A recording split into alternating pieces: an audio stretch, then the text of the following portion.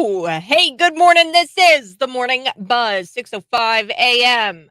First, we've got to talk about it at Columbia University's Institute of Global Politics. Hillary Clinton, she was just heckled by an audience member urging her to denounce the recent speech from Joe Biden regarding the $100 billion he's asking for funding these various conflicts. Uh, we're not sleepwalking into World War III. No, no, no, no. We've got a gun behind our back, and people are forcing us into World War III.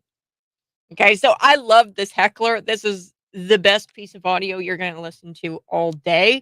Hillary Clinton heckled by an audience member. This audience member was urging her to denounce the recent speech that Joe Biden gave, where he disclosed that he was going to give $100 billion, $60 billion of that going to Ukraine, 30 billion going to Taiwan, and 10 billion going to Israel. He's trying to lump it all together and get Congress to vote on it. Now, we're also going to be talking about striking at an LA hotel where these workers walked off the job in July. Okay, so now they're being replaced by homeless migrants. Ooh, and they're big bad about that. But what you like? What do you expect? You walked off the job. There's people willing to do the job. The company's going to hire the people, these homeless migrants, to do the job. I'm going to talk about it here coming up on the buzz. Plus, an off-duty pilot arrested after allegedly trying to turn off this Alaskan Air engine. So he was in a plane. He turns off the engine mid-flight, and he was charged with all kinds of things, including murder of 83 people. These 83 people who were on the plane. It's come out now that the guy was actually tripping on shrooms. That's why he turned off the engine, this off duty pilot. So we're going to talk about that story. I also have to tell you a little bit about diversity, equity, and inclusion at Unit 5. Aw. Well, that's the main focus there at Unit 5 because we know it's not reading. We know it's not math. I've got the numbers here from Illinois Report Card. Only about 30% of students at Unit 5. It's even worse for District 87, by the way. It's only 15% of students at District 87 can read at grade level. This is abysmal. This is terrible. Kids can't read at Unit 5. Oh, but DEI, they've got DEI. They're actually shoving Hinduism down your kid's throat. This is like a global effort. It's a forum where they're pushing this Hinduism forum down the kids' throats. And this forum is designed to make children discover and manifest the divinity of Krishna, Sri Krishna, which is this major deity in Hinduism. Wait, I thought there was something called separation of church and state. I thought you guys are the ones who constantly say, oh, separation of church and state, so separation of church and state. But here we are, we've got educators at Benjamin Elementary School hosting this celebration of educators. It's in Hinduism. It's called Baglakulam, and it's some sort of Hindu holiday where their goal with this forum is to get United States children. It's a global effort, and it's all over the country. These little forums taking place. Their goal is to create children, or to really indoctrinate children to appreciate Hindu culture roots and learn Hindu values. What happened to separation of church and state? These are public schools. Why are we teaching the children? Why are we participating in religious practices and celebrating religious holidays? That's what this is. It's like a religious holiday, and the kids were forced to participate in it. It's insane. I'm going to be talking a little bit about that, but first, my good friend Dave Smith from the Illinois Family Institute joining me. I'm so excited because Dave Smith and I are going to see each other on November 9th at 6 o'clock out at Shanahan, the Families of Faith Church. I love Pastor Randy Bland. I actually had a really good friend. She got married there, and I was in her wedding. It's a beautiful church, and Dave Shostokis is going to be there alongside Stephen Lee, who was indicted with President Donald Trump over this RICO Act. We talked a lot about it yesterday. Dave, why Illinois Family Institute? Why are you guys sponsoring the event? Good morning. Well, it's quite simple. Pastor Lee's First Amendment rights are being threatened by this district attorney in Fulton, Georgia, simply because he was trying to investigate some voter fraud allegations, knocked on two doors and made two phone calls. I think that's all he did. And, if we are going to allow the government to weaponize itself to attack good citizens like this for things they don't want happening, you might as well just hang up the rest of our First Amendment rights. You think about it. We've got Republican, Democrat precinct committeemen or committee people going out every election cycle, knocking on doors, asking for people to sign petitions or handing them election material. This is essentially what Pastor Lee was doing, knocking on a door, trying to get some information and feedback. Mm-hmm. And yet this guy is being indicted for a RICO crime. I mean, seriously? Yeah, well, and Dave Smith, you're so right. The religious aspect of it here is what's really bothersome because he's a Absolutely. chaplain. He's America's chaplain. He was on the ground zero, 9/11. He responded to the Columbine shooting. I mean, there's so many instances where this guy shows up for America when we are going through our deepest woes. Right, Like, doing his duty as a pastor, as a chaplain, trying to reach out people who are to people who are hurting, who are anxious, who are whatever, frightened. mhm, This is what he's doing. That's his calling, and you can't quash that. The First Amendment says you shall make no law mm, regarding the free exercise of religion. So yes, so you combine the two, the right to petition government, the right to free speech, and then of course the right to religious exercise of religious freedom. Actually, there's three there that he's in the First Amendment trying to exercise, and yet we've got a district attorney in Fulton County who says this is illegal. This is a conspiracy. This is collusion. This is a crime. mm. Hogwash. And as a Christian, this, I can tell you right now, Kat, this cannot stand. We cannot allow this to become precedent because it will be used in the future to attack conservatives, Christians, anyone who wants to do good in the culture or to educate their neighbors or friends. Right. And we're talking with Dave Smith from the Illinois Family Institute. And one thing I wanted to inform our listeners of. So, whose door did he knock on? I'm just going to give you guys the gist of it. Her name is Ruby Freeman, and she was caught on video counting the same ballots. She was running these ballots when they were all told. The poll observers were told that they had to stop counting and that they'd resume counting in the 2020 election at 8 in the morning the next morning. So Ruby Freeman caught on camera after she was told, hey, we're going to continue counting at 8 in the morning. She's doing it in the dead of night. We see the video. I've got Yep. the video, I've and seen it. she's feeding the ballots through. Yep.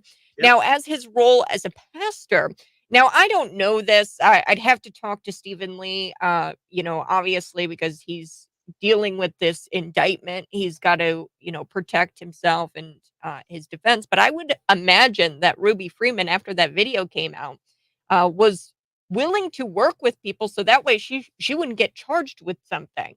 Willing to work with perhaps even the Trump campaign, perhaps with Stephen Lee, Pastor Stephen Lee, That's to try to get out ahead of this. And I mean, this video is damning. It's not good. And he just knocks on her door to check in on her. That's Yep. not a criminal act. That's what they refer to in the indictment as an overt act. So to be in violation of the RICO Act, folks, you've got to have two criminal acts committed to further the criminal enterprise. In the indictment, they say, oh, it's just overt acts that further the criminal enterprise. No, no, no, no. You're redefining the law, the RICO Act, lays out like 40 different crimes that you have had to have commit in order to be in violation of that. And not only do you have to commit one, you have to commit two criminal acts. And the indictment is just full of these, 167 mentions, I think it is, of these overt acts. And that's what we're talking about, this knocking on the door. They're criminalizing a pastor knocking on the door of somebody who has this video come out and it goes viral. People are upset with her, and he's knocking on her door to make sure she's okay, right? Right, right, right. As his role as a pastor. That's right. And we've got to wonder why the district attorney is not going after Ruby for clearly violating the law and proceeding to count ballots without oversight. That's not legal. You're not supposed to be able to do that. And she was taking it upon herself to put ballots in, whether they were valid or not. Well, we don't know because it's not been investigated. Yeah. Yeah. And, Stephen Lee, I think he was just trying to get some answers and really just trying That's to right. help her. Anytime a viral video comes out like that, that is, it makes you look bad. You're going to be dealing with a lot of things in that moment. That's right. But Dave Smith, I also wanted to ask you a little bit, what is the Illinois Family Institute for our listeners who might not know? Sure. Thank you. I appreciate the opportunity. So, Illinois Family Institute was launched in 1992. Our mission is to bring a biblical perspective to public policy. So, we're Christian conservatives, pro life, pro family, pro marriage, pro religious liberty, here in this case. Mhm. And we do that on two fronts. One, we're in Springfield with our state lawmakers trying to educate them on these very issues. And then the same thing with the body of Christ, churches throughout the state of Illinois. We're trying to educate them on the issues that are happening right now. For example, in Springfield, they have the veto session going on. They have the Invest in Kids Act Up, which is a scholarship fund, which there's 26,000 applicants for it right now.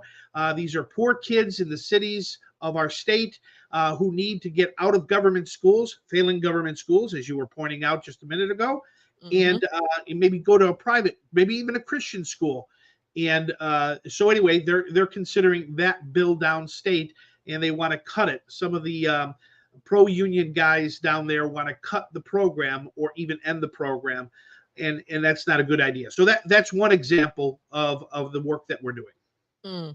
Well, and we talked a lot about the Invest in Kids Act yesterday because I was telling folks about how the Bloomington Education Association, which is our teachers union here, on behalf Yes. really of the Illinois Education Association, I believe, they were urging educators with a mass email sent to educators to email their local representative, Sharon Chung. She's a Democrat in the 91st district here, folks. And they were directing, "Hey, use your private email to email your local representative, Sharon Chung, and get her to not support the Invest in Kids Act because public funds should be used for public schools. If you believe that, then you need to email Sharon Chung." But here's the thing, Dave.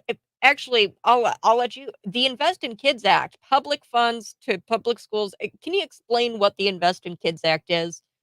Yes, so it allows any donor who gives to this qualified scholarship program a 75% what is a tax credit. So, for example, if you give $100 towards the scholarship program, you can write off $75 on your taxes. And that money goes to children in need, and the parents and that child, that student, can pick a school that they can want to go to, whether it's a classical school, private school, or a Christian school, a Catholic school, what have you, and get out of the failing public schools. Now, this is, like I said, there was over 9,600 students who took advantage of this program, and there were 26,000 applicants. So there's a demand here, yet the IEA is afraid of competition, afraid of being exposed, and they don't want kids to be able to take advantage of a wonderful program to get into private schooling, where the numbers in the classroom are certainly more advantageous to learning. Mm. We're talking with Dave Smith from the Illinois Family Institute. And real quick, I did want to get your reaction to this story. I know that you might not know the ins and outs of Unit 5, but I have a story here where the DEI director, her name is Crystal Shelvin, she discussed with our publication what she believes DEI is, what they claim DEI is. And she told us a little bit about a Hinduism celebration at the Unit 5 Benjamin Elementary School. And it was some sort of Baglakulam Guru Vendana. I'm gonna butcher this because I'm not Hindu, right? But it's like this weird celebration of educators. So there were 40 educators recognized in this ceremony, and the kids had to take part in this. And really, what this ceremony was all about, it's to try to get kids to, and these are her words, and the website's words, this is like a global effort, which I thought was strange. I looked up the, website, and there are centers or like different hotspots around the country where they're implementing this program to get kids to, quote, discover and manifest the divinity of Sri Krishna. Sri Wow. Krishna is a major deity in Hinduism. And I just wanted your thoughts about this, being that you are with the Illinois Family Institute. You guys take a biblical perspective, Judeo-Christian values. That's, and separation of church and state. It's not separation from, the church. And they've Oh, always pitched that, and they've infringed on our religious liberties. Doesn't mean that you don't get to practice being a Christian in that school.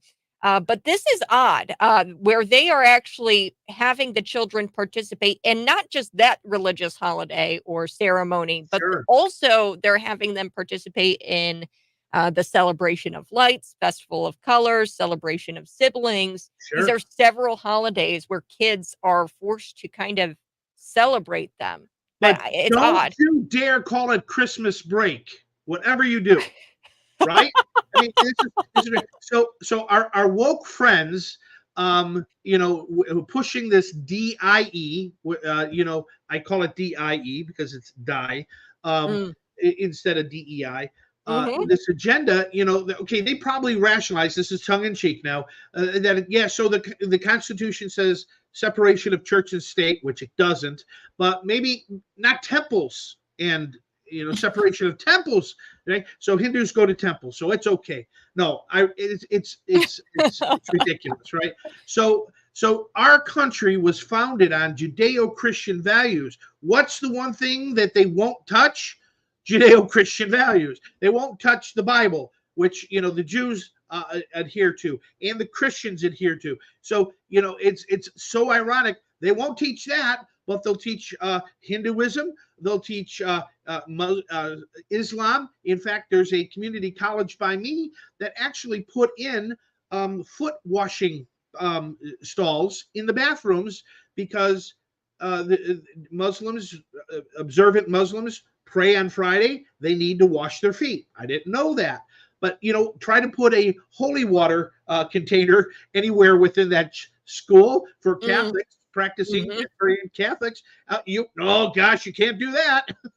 Yeah, or a football team, gathering around in Yeah, prayer right before the game, right? yeah, I mean, this is it's in a Christian prayer before the game. If it was yeah. any other religion, it would be fine. But because it's Christianity, That's right. And we're don't call upset it by it. Easter break either. Don't call it Easter. It's spring break, right? Yeah.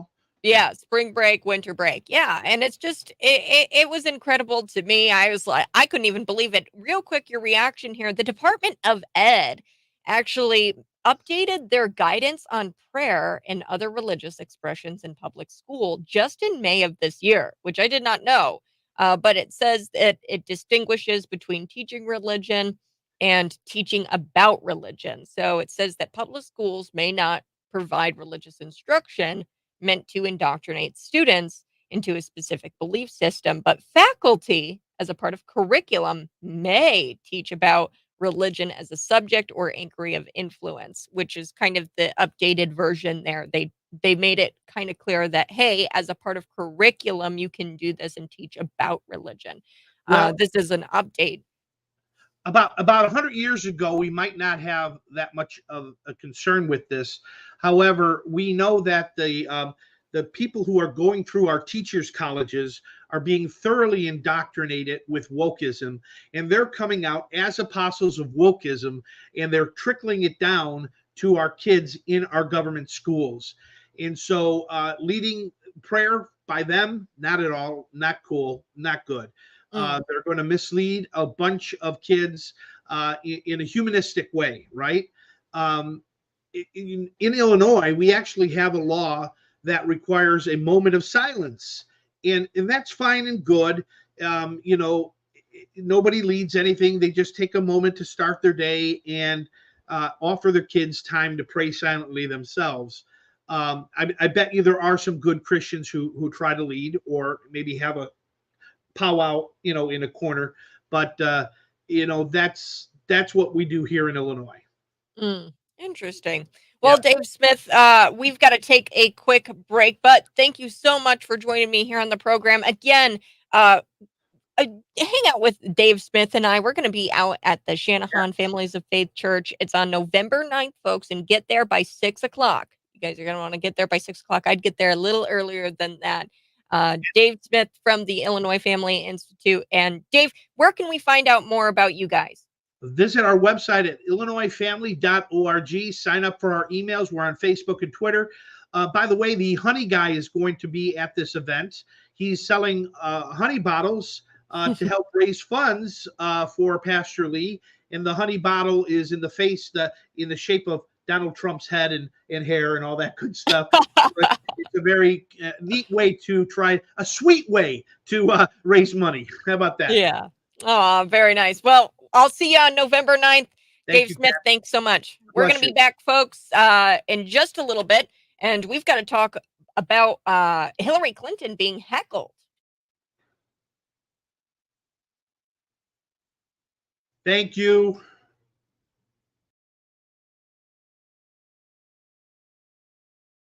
Hello, folks. How are you? Go ahead, smash that like button if you're watching. Yes, Hinduism at your school.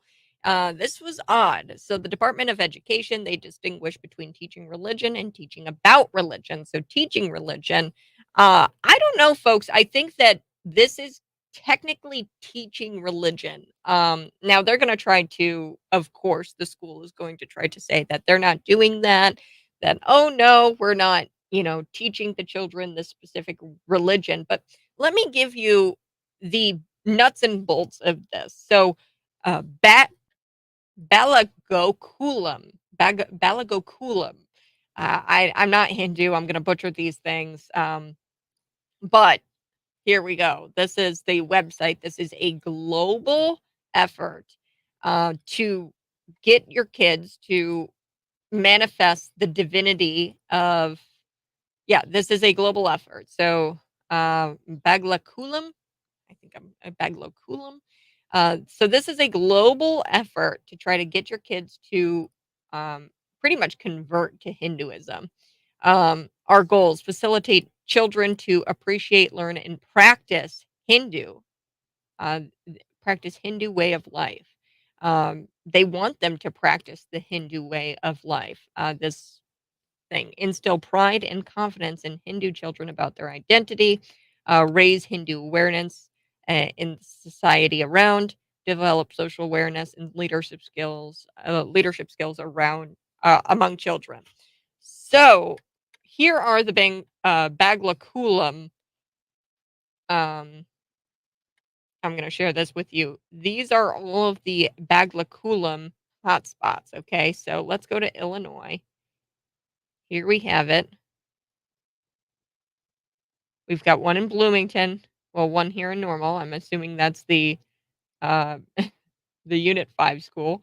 And we've got all of these different: Peoria, Springfield, Decatur, Urbana. Do you see what's happening? They are attacking.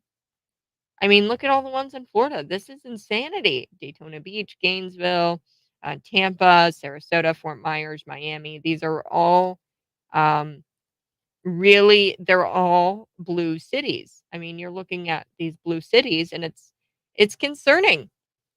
I mean, look at all of that.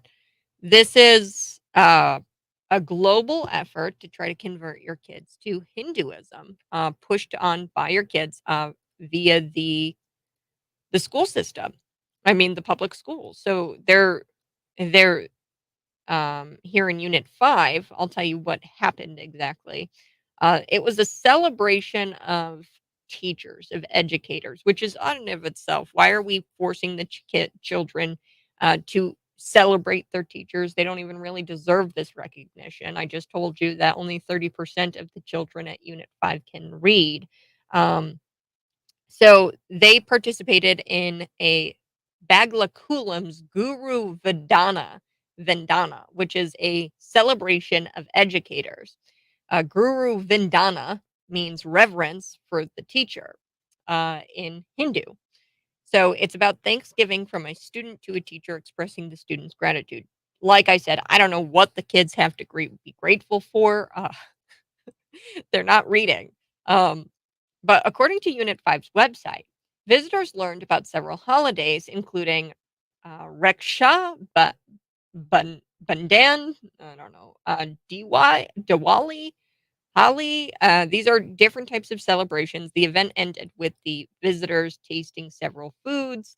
And this is what Crystal Shelvin says. She goes, just like any other community, whether it's a person who is a member of a religious group that is less populated. See, this isn't about diversity. This is about reaching people who are less populated. Okay. So this isn't about reaching Christians. This isn't about including Christians. It's everything but inclusive of white people, Christian, uh, because they are in the quote majority. So, just like any other community, whether it's a person who is a member of a religious group that is less populated in this area or racial group that is less populated in this area, we're looking to make sure that all have a voice. So, she's very deliberate there in her quote. She said less populated. So, it has nothing to do with diversity, inclusion, and equity or whatever. It has everything to do with finding these lesser populated factions of people and implementing that into a predominantly white school, predominantly Christian school, because they want to eradicate Christianity and they want to eradicate the idea that, or the, the they want you to feel bad about being white. That's what DEI is all about. So, in May of this year, the Department of Ed actually updated their guidance on prayer and other religious expressions. The Department of Ed distinguishes between teaching religion and teaching about religion. It says that public schools may not provide religious instruction meant to indoctrinate the students into a specific belief system. But right there on their website, folks, the forum that they are using, it says that the goal is to facilitate children to appreciate, learn, and practice the Hindu way of life. This is practicing the Hindu way of life. This is messed up.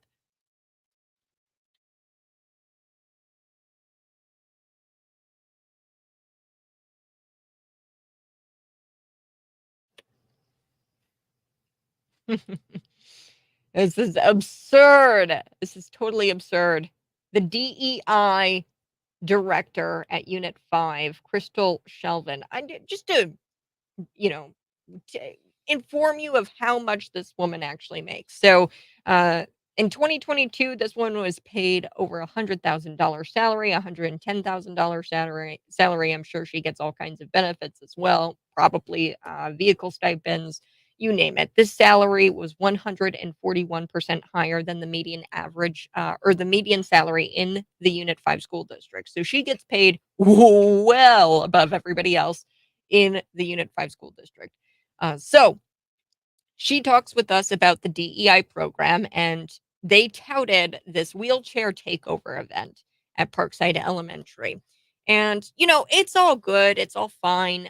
They worked with the University of Illinois Department of Disability, Resources and Educational Services, and they hosted this call. It's called Wheelchair Takeover, where they brought a bunch of wheelchairs to use in the PE classes, and students were told that they had to learn how to navigate in wheelchairs, even the students who don't use a wheelchair, right? So I love how she says this, the DEI director. She goes, in addition to students that don't typically use a wheelchair. What do you mean typically use a wheelchair? If you either use a wheelchair or you don't. You don't typically. What is this? Are you trying to get students to feel bad because they can walk? Right? And I know that sounds terrible, but we're talking about kids who can't read. Their math scores are incredibly low. It's lower than the 30%. So 30% of students at Unit 5 can't read at grade level. That's even lower for math. They can't do math at grade level. And we're sitting here and we're having the kids play basketball in wheelchairs. What are you talking about? That's not your job. And I get it, it's other kids that can't walk and use wheelchairs. Why are we I mean, it's weird. It's bizarre that we've got teachers making or having having a child feel guilty because they walk. And it's insanity. It's just insanity. According to Shelvin, she says the district is all about diversity in all sorts of ways, such as living situations, race, gender identity, sexual orientation. Well, that's odd. This was at Parkside Elementary School, and you are talking about sexual orientation when it comes to elementary students at a different elementary school. I told you a little bit about the Hinduism being shoved down your kid's throat. God forbid your kid actually brings a Bible into school or your teacher wears a cross around her neck. Okay. The Benjamin Elementary School was the site for this celebration of educators, which I don't know why we're celebrating the educators because I just told you that only 30% of the kids in the district can read. So I don't think that's cause for celebration. But the kids were forced to celebrate their teachers anyway and give Thanksgiving to their teachers in this celebration. It's called Banglakulam Guru Vidana, which is this forum or this celebration. And Guru Vidana, it means reverence for the teacher, which is a Thanksgiving from a student to a teacher. And that they have to express their gratitude. So at Benjamin Elementary, 40 educators were celebrated, recognized. I don't know what the hell for because they're not teaching the kids to read, right? But the students, um, they were forced to participate in this forum. It's called Baglakulam. Baglakulam is a global effort to convert children to Hinduism. That's exactly what this is. I've got the map. I showed you guys the map on the live stream. That's YouTube, Facebook, Twitter, and Rumble. Baglakulam, and this is from their own website, from the organization's own website. They said their goal is to facilitate children to appreciate, learn, and practice the Hindu way of life. This is odd. So here we have it. I mean, them having the children participate in all of these festivals. On Unit 5's website, visitors learned about several holidays, including the celebration of siblings in Hinduism, the celebration of lights in Hinduism, festival of colors in Hinduism. The event ended with visitors tasting several foods from India. Look, the Department of Ed, they even come out and they've updated their guidance on prayer and other religious expressions. They've updated it and they said, hey, as a part of curriculum, teachers may teach about religion as a subject of inquiry or influence, but they can't indoctrinate students into a specific belief system. So this forum, Beglakulam, it also tries to instill a sense of suwa, which is humankind, service to humankind. So they try to get children to practice suwa, which is some sort of Hindu practice where you're serving humankind. It's just not right. It's just not right. And I mean, could you imagine celebrating Passover, the Festival of Trumpets, the Festival of First Fruits? This is, Jewish holidays and observed by the Jewish people. If you were to celebrate those things, oh gosh, I don't think you'd be able to in the Unit 5 school district. But because it's Hinduism and because it's a temple, then it's okay. And from her own mouth, here it is, Crystal Shelvin. See, this is how you know it's not about diversity and inclusion, okay?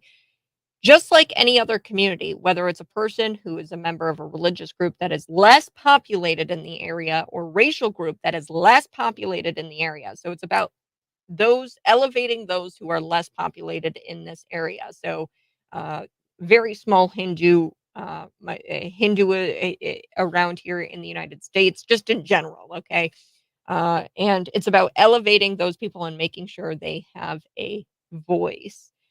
So the only way that we get those people to be less populated and more populated in this area is by converting the children to Hinduism. Okay, that's what they're trying to do. This is bizarre, it's weird, and it needs to be stopped. 30% of kids, like I said, can read at grade level. I do have to take a break, but like I said, we have so much to get to today at the Columbia University Institute of Global Politics. We had Hillary Clinton. She was heckled by an audience member, and this audience member was urging her to denounce the recent speech given by Joe Biden, where Joe Biden says he's going to give away $100 billion. God knows where that money's coming from. Janet Yellen sleeping on the money printing button. But we're going to come back talking also about the striking LA hotel workers. They walked off the job in July. Now they're replacing their jobs with homeless immigrants. I'm going to be back next.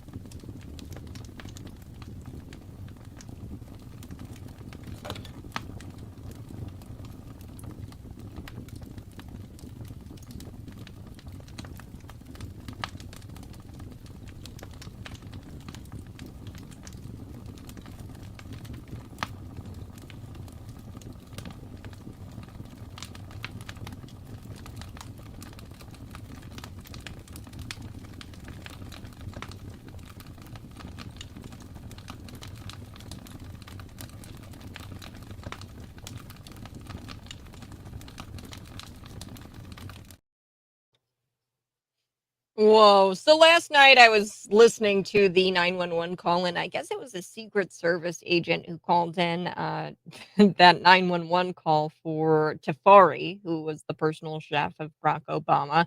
And you guys know that he drowned on a paddleboard. It didn't quite make a whole it didn't make a whole lot of sense because he was a fantastic swimmer, but somehow he drowned out there when he had a paddleboard.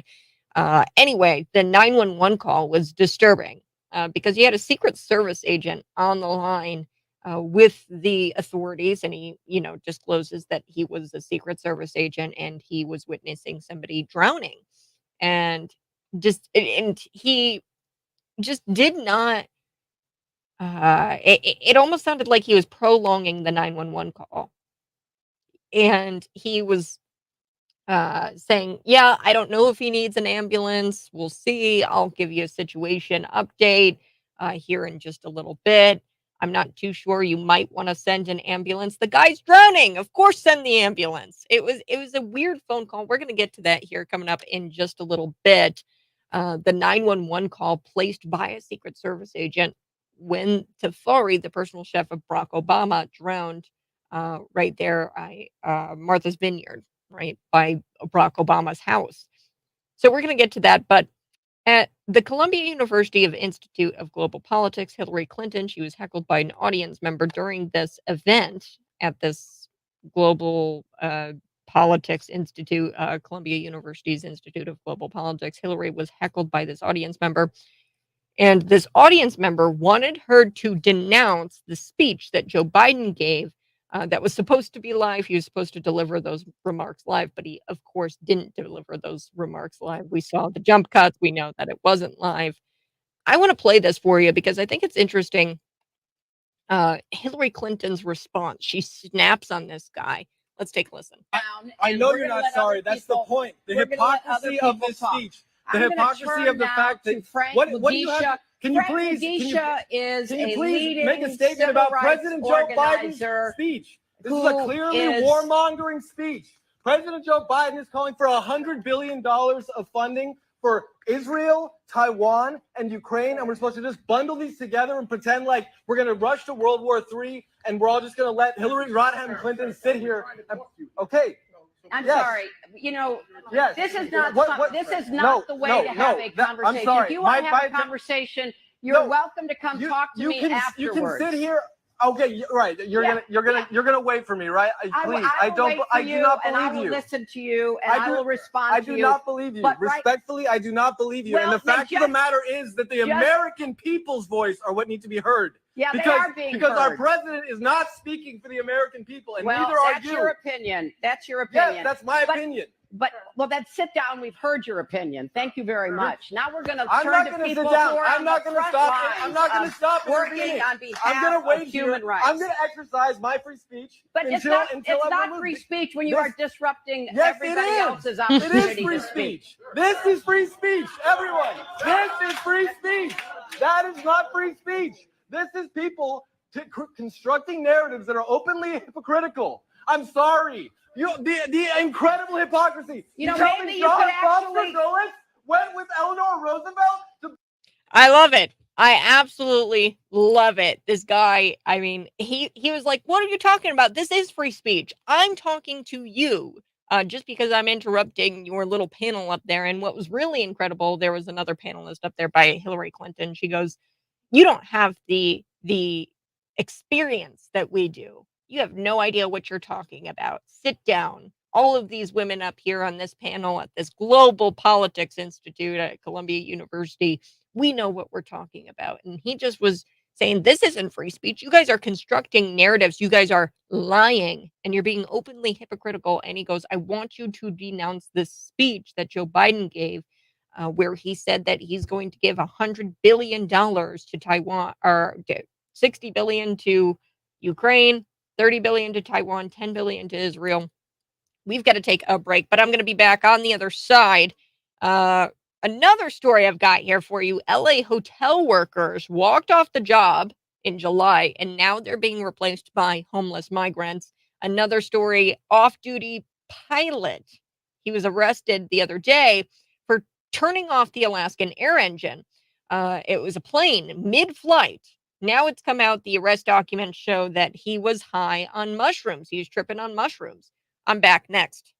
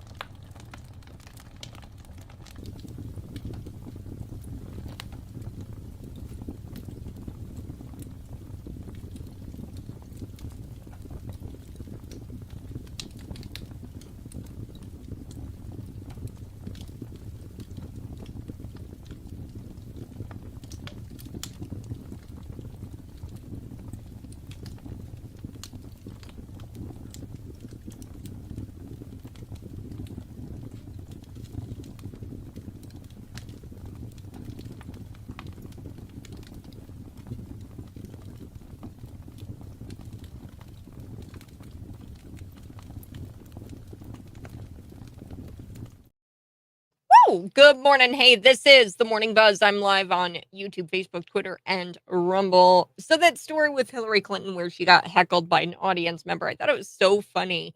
The Columbia SIPA, they posted the talk. It was like a panel that Hillary Clinton was on with a bunch of other elitists, and they posted it to the YouTube page. But get this, they cut out the portion where the guy was shouting at Hillary Clinton. Oh boy, because God forbid they air that or they publish that, because then the masses are going to start standing up against Hillary Clinton and the elitist in the same fashion that this guy did, where he just says, "Look, you need to denounce Joe Biden for calling for this funding to these various world conflicts around the world.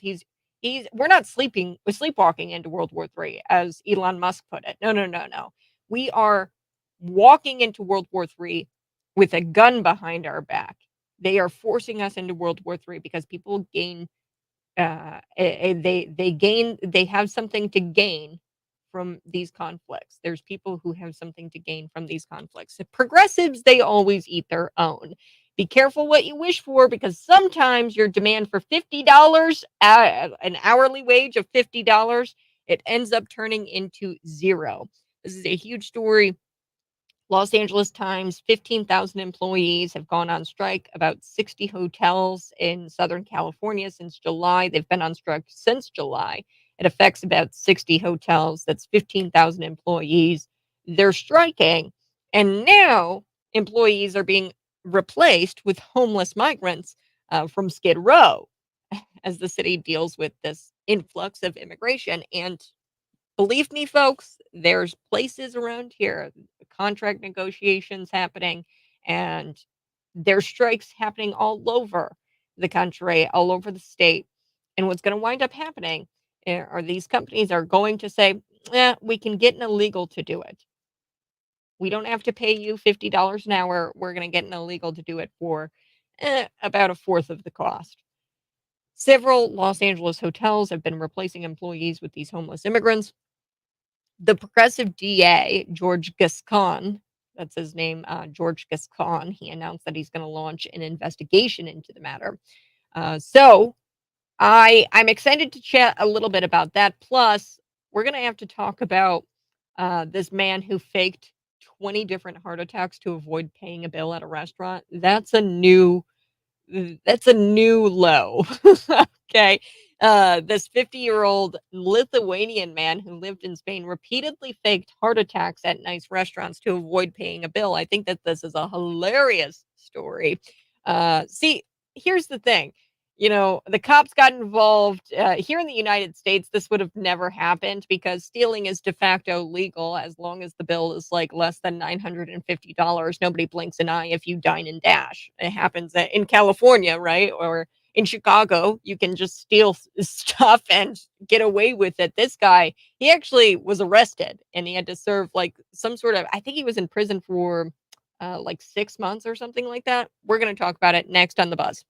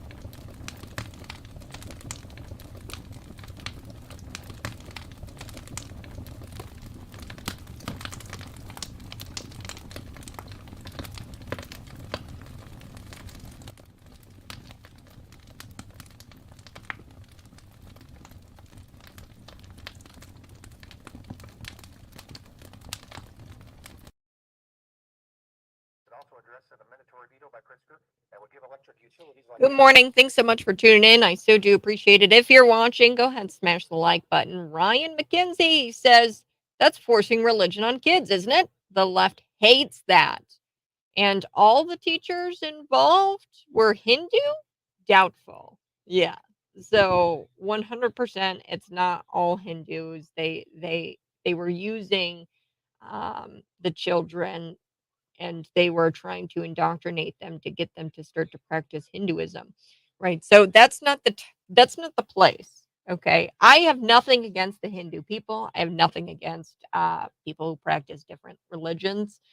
In my own belief, I believe it's the wrong religion to practice. Right, that's why I'm a Christian. I don't think that it's not the correct religion. Okay, just like a Hindu person probably would tell me that Christianity is not the way, the truth, and the life. Jesus Christ is the way, the truth, and the life to me.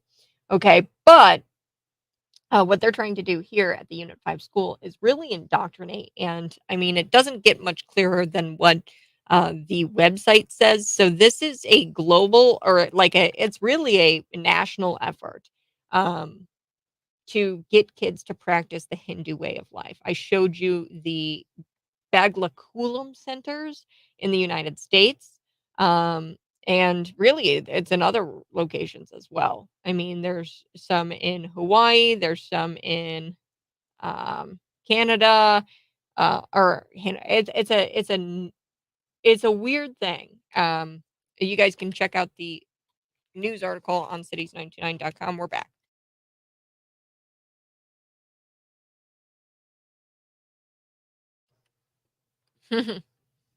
Leftists only want separation of church and state when it's conservative Christians who want God taught in school. Then it's bad, of course. Yes. So this morning I was talking a lot about this news article that we've got up on cities99.com. Be sure to go share this out with your friends. It's an explosive article where we have now exposed Unit 5 for really forcing Hinduism down the throats of children. Banglakulam or Kulam Bag. I don't even know how to say it. It's some sort of forum, and it's a national forum. And there's what's called Balagokulam centers around the United States. And what their goal here is they're trying to indoctrinate children. They're trying to get children to, quote, discover and manifest the divinity of Krishna, Sri Krishna, which is a major deity in Hinduism.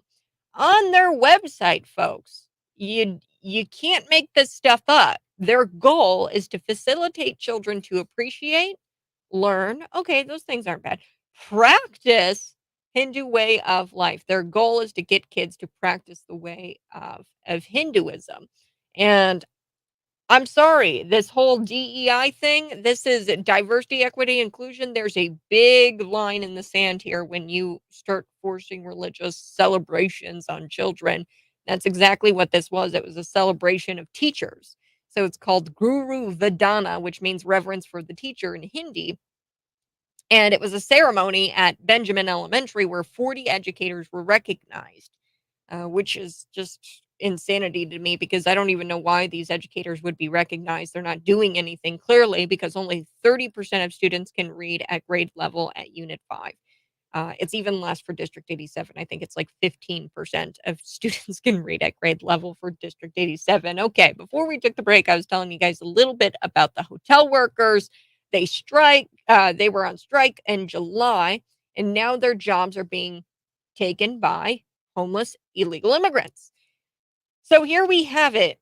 Your demand for $50 an hour can definitely turn into $0 an hour. Progressives, they always eat their own. So according to the LA Times, around 15,000 employees have gone on strike. That's about 60 hotels in Southern California since July. So that's affecting 60 hotels. Now what they're doing, they're replacing those 15,000 employees with homeless illegals from Skid Row as the city deals with this influx of immigrants. It's going to happen here, folks. I can see it now. Progressive DA George Gascon, that's his name, George Gascon, he announced that he's going to launch an investigation in regards to this matter. He says, we take these egregious allegations with utmost seriousness. The mistreatment of vulnerable workers and their exploitation will not be tolerated. We will conduct an exhaustive investigation working closely with the Unite Here Local 11, which is the union, to ensure strict compliance with labor laws and protect the rights and dignities of all workers. So the union, that's the union unit, or Unite Here Local 11. This is a union that represents the striking hotels. So we've got the DA big mad because they're using illegal immigrants to fill this void, this workforce void. Nearly a dozen asylum seekers, mostly Venezuelan and Colombia, told the LA Times that they'd been working in the hotels where the union members were picketing outside. The hotel workers claim that they do not earn enough to afford housing near their workplace, which is why they're trying to get higher wages. That's why they're striking. It's because housing is expensive. They want better benefits and improved working conditions. The co-president of the union said that the hotels are forcing these migrants to cross the picket line. So this is what the co-president of the union said to the Times. He says, I can't believe they're forcing these people who are desperate to cross the picket line. Instead of addressing LA's housing crisis, the hotel industry prefers to exploit the unhoused. They're homeless. I don't know why people call them unhoused. This is ridiculous. But as strike breakers to avoid paying their own workers enough to afford housing themselves. No one's forcing anyone to do anything. These illegals willfully came into this country illegally, and now they're trying to work. Okay, they willfully came in, very much willfully came in. They were deliberate in coming into the country here, and it was those on the picket line, okay, the picketing hotel workers who decided they didn't want to work anymore. Okay, that's what a strike is. You vote on it, you say we're not going to work anymore till we get paid. Okay, so if a homeless immigrant is skilled enough to do the job of those in the union, then there's no way the demands from those on the strike should be granted. Okay, if somebody else is willing to do the job for less, they're going to go that route. Okay, according to the union, the hotel offering people who have no homes the ability to work while others refuse to work is just them stooping to a new low. That's what the union says. It's like, oh, these people are the hotel industry. They're stooping to a new low because they're offering people who have no homes the ability to work. Okay, if anything, this is kind of charity.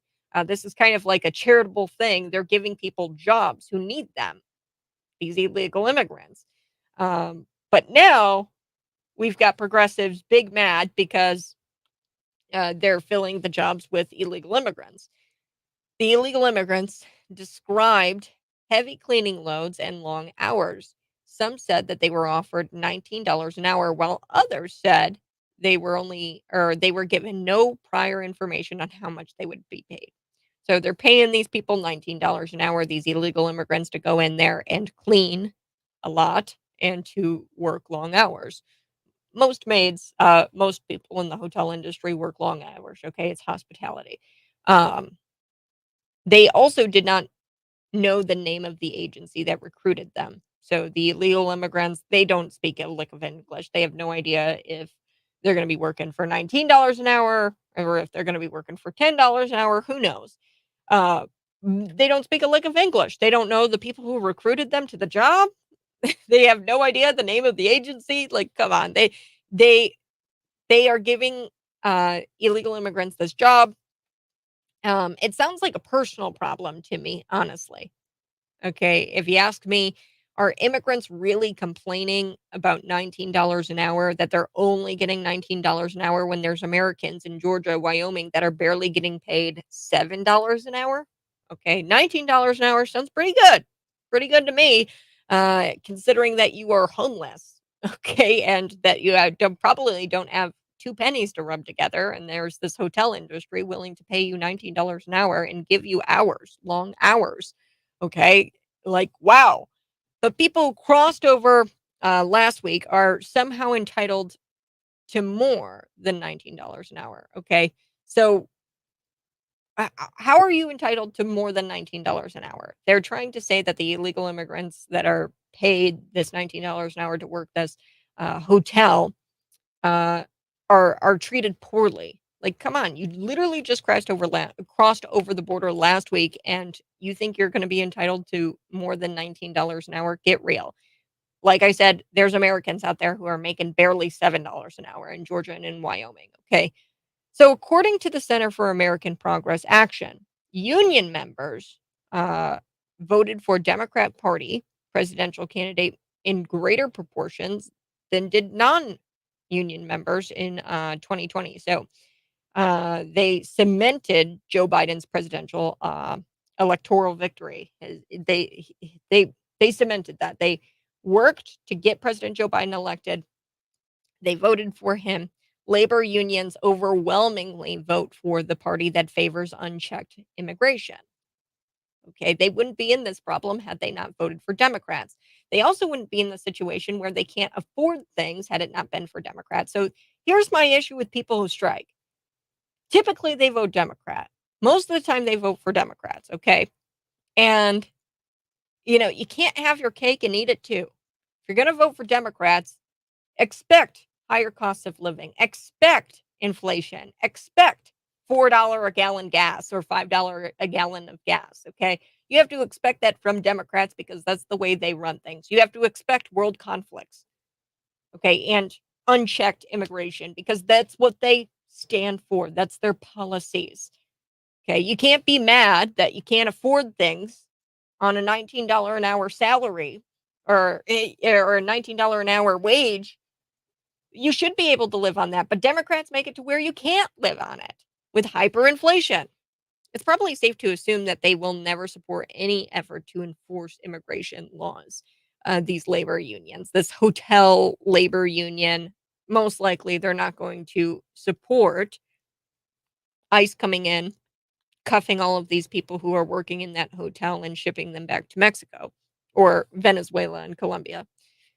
Now, they're learning the hard way that if automation doesn't take your jobs, unchecked immigration just might do it. That's what's going to happen here in the United States. If automation doesn't take the jobs of people, it's going to be unchecked immigration.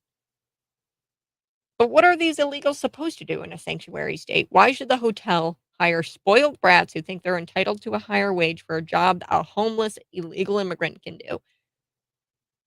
I mean, it's just common sense. This is why you cannot have your cake and eat it too. You can't have your cake and eat it too. Do want to shift gears here on the morning buzz. It's been revealed that this off-duty pilot allegedly caused this San Francisco-bound Horizon Air, is a plane, to divert to Portland by attempting to turn off the engine mid-flight. So he actually told the off-duty pilot, the police that he was high on shrooms. So his name is Joseph, and he admitted to having consumed this psychedelic drug prior to boarding the plane. And he said that he thought he was dreaming when he nearly downed the plane. Big yikes.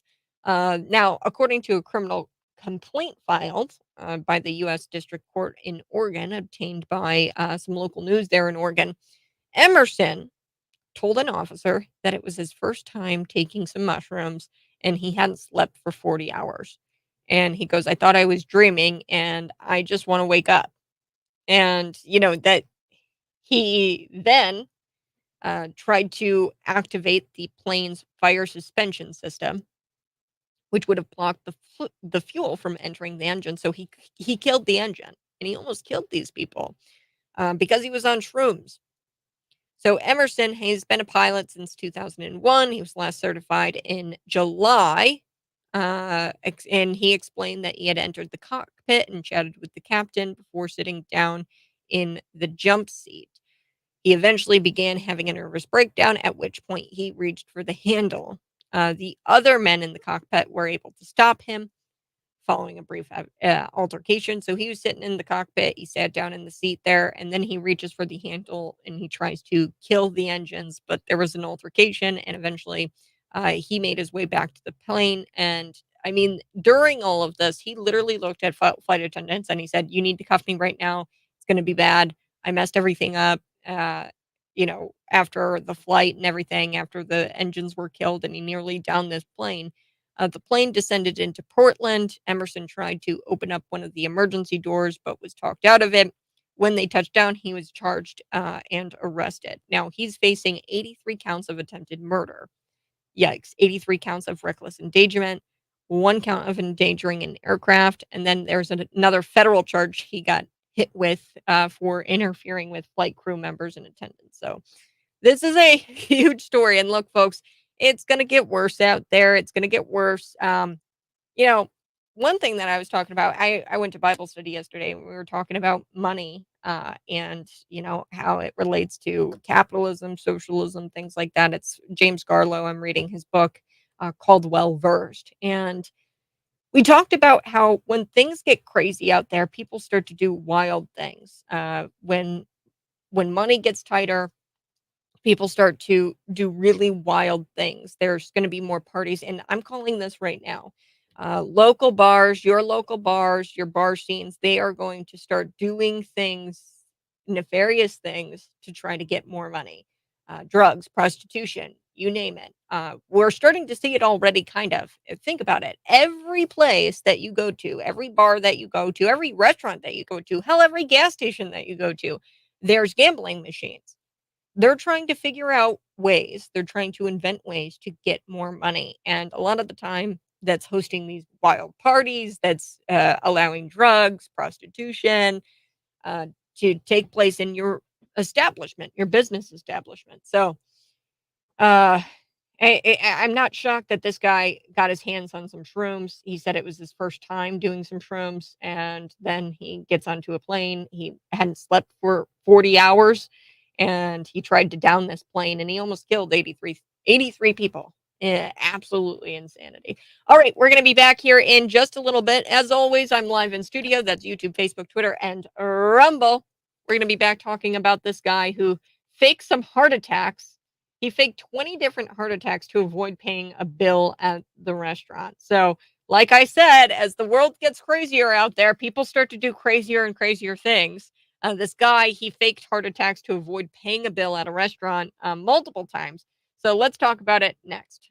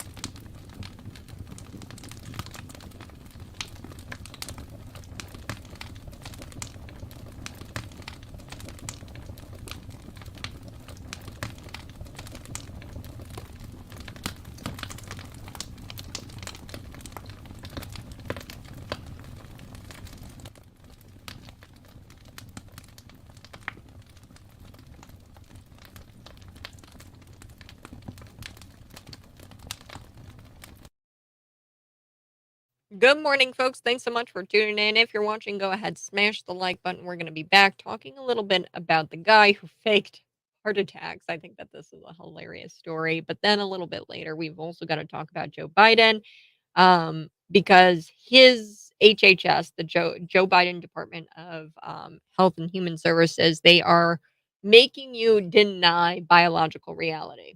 Okay, so the HHS has imposed a new transgender pronoun mandate this month, with guidance that instructs employees to affirm any coworker's self-proclaimed gender identity and preferred pronouns. So you have to bend the knee, you have to comply with this mandate, and you have to call somebody he if she's a girl, and you have to call somebody a she if he's a man.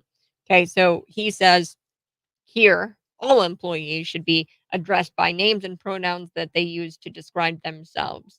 This practice creates an inclusive work environment where all applicants and employees are treated with dignity. What?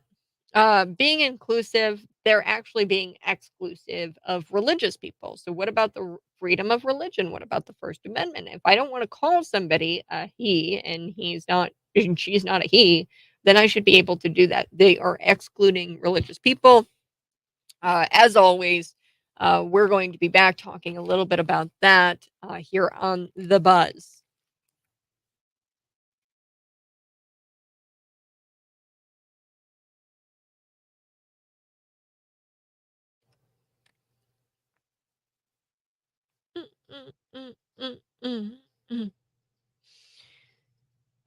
Joe Biden, his Health and Human Services Department, okay, the Department of Health and Human Services, HHS, they've got a new policy out there, a new mandate, really. He wants his employees to obey the preferred pronoun mandate. We're going to talk about that here coming up in just about 10 minutes. But first, I did want to talk about this 50-year-old Lithuanian man.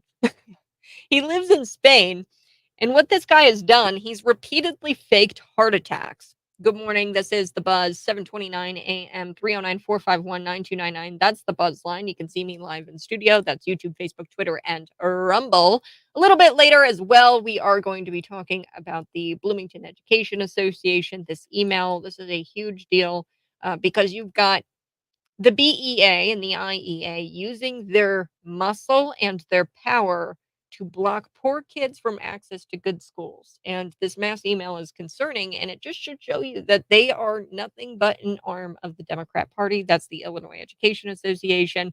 And they are urging, really demanding, District 87 educators use private emails to contact Representative Sharon Chung, who's Democrat in the 91st District. And they want her to be contacted, and they want her to be urged to not support the Invest in Kids Act extension or renewal. So we're going to talk a little bit about that because I've got the numbers here. 30% of kids in Unit 5 schools can read at grade level. We've got District 87. Only 15% of kids can read at grade level, according to the Illinois Report Card. So big yikes. I mean, here we have these kids. The public school system is failing them. And there's this little itty bitty scholarship program where people donate and then they get a tax credit. And, they mislead people. In this email, they sit there and they're like, oh, well, it's public funds. Public funds should go to public schools. Yeah, sure. Okay. But this isn't even like directly public funds being used for the scholarship program. They're not taxing you and they're not taking it from your taxes. You donate and then you get a tax credit. Okay, so it's not directly public funds. Yes, public funds are used to create this program and incentivize the program, really. Look, 56% of voters are for things like school choice. Now let's get back to my story here about the 50-year-old Lithuanian man because I think it's hilarious. So he fakes heart attacks at nice restaurants to avoid paying the bill. That is a new one. So local police said that the man was arrested last month after attempting to leave a restaurant without settling his tab by pretending to become unwell. The guy was arrested last month. Authorities have not yet released his name, but I mean, this guy's pretty funny. I don't condone it, right? But I'm telling you, people are going to start conning. They're going to start scamming. So actually the other day, before I move on with the story, real quick sidebar. The other day, I was out at Aldi and I was in the parking lot, and this guy approaches me, and he's got some, fake plates and, or not fake plates, but they're Colorado plates, and he's with another gentleman in the passenger seat. They kind of look odd to me. Um, yeah, and he approaches me and he says, "Hey, my girlfriend, she and I just moved here, to the town to the town here, and she does nails. She does finger painting, like fingernails, and she'll come to your house and do them for you. She has an Instagram account. Do you mind giving her a follow?" So I think what was going on there, and I could be totally wrong, but this is how I read into the situation. Here, you got a couple of con men. They try to say that this woman, and they might actually have some woman who goes to the house to get the nails, and she does the nails for the women, for women in this, walking out of the grocery store. But what they're going to try to do is get this woman to scan or to kind of like analyze the house, and then later those two guys are going to come rob you.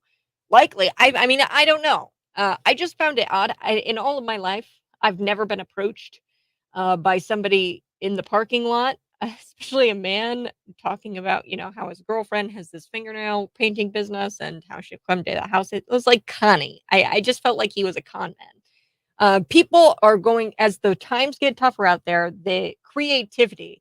That's what I'm saying. That's what today's show is all about. It's the creativity of these people. They are going to start to, get creative in trying to create or get money. So, according to the Daily Mail, this con man out of Spain, he's in Spain, he's a Lithuanian man.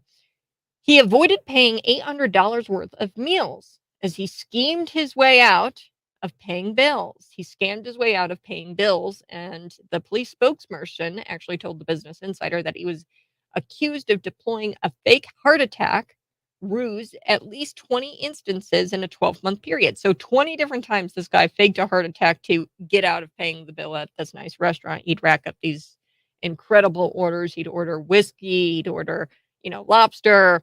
The latest incident, he ordered 2 whiskeys and, this expensive seafood platter, and he received a bill at around $37. And personally, I think it's kind of neat that he got away with this for so long. I'm surprised that he was able to get away with this for so long, faking a heart attack. But the manager of the restaurant told this local news outlet there in Spain that a colleague noticed the guy attempting to dine and dash and informed him of the unpaid bill. So the manager was informed by one of his underlings that, hey, this guy's attempting to dine and dash. The man claimed that he was going to get cash from his hotel room, but the staff didn't allow him to leave unless he settled his bill. Uh-oh, now he's in trouble. So guess what he pulls out? He pulls out the heart attack trick. He threw himself to the ground and he faked a heart attack. We're going to call this Scotch and roll. Unfortunately, his whiskey surprise was not as smooth as he thought, as the restaurant staff did not buy it. They didn't believe him when he scotched and dropped and rolled on the ground and said that he was having a heart attack. The man was arrested on 4 previous occasions, where he ordered premium whiskey and other expensive items. So he's been arrested before. This tipsy trickster is now has now been jailed for 6 weeks. So 6 weeks, this guy was jailed for a couple of times where he performed these theatrics of having a heart attack. The restaurant owner, who were scammed, all of these restaurant owners who were scammed by this guy, they want to file a joint complaint and try to get him locked away for longer, actually, than the 6 weeks that he's being jailed for this latest one last month. The owners are lucky that somebody called the police and that the police actually came, okay, for a $40 tab. Because in California and Chicago and these liberal cities here in the United States, the police would laugh at you and hang up. I'm telling you right now, because most thieves, they walk out because stealing is actually de facto legal in California. They've got a bill, and I think here in the state of Illinois, we've actually got a bill. I got to double check that, but the bill, if you steal less than $1,000, if it's like less than $950, no one blinks an eye. You're not supposed to give chase if somebody steals something less than $950. But look, this guy, I think that he's pushing his luck here with the real life version of The Boy Who Cried Wolf. because by the looks of it, he's not. I've got the picture here of him. He's not far from having an actual real heart attack. So, yeah, you wouldn't be able to get away with this in the United States, or you wouldn't be jailed for this in the United States 100%. I mean, I don't even think that the police would come if you were stealing and dining and dashing. I think the police would just not take the call. All right, I do have to take a quick break, but when we come back, telling you a little bit about Joe Biden's HHS and how they are ordering their employees to obey the preferred pronoun mandate. Here it is. That's next.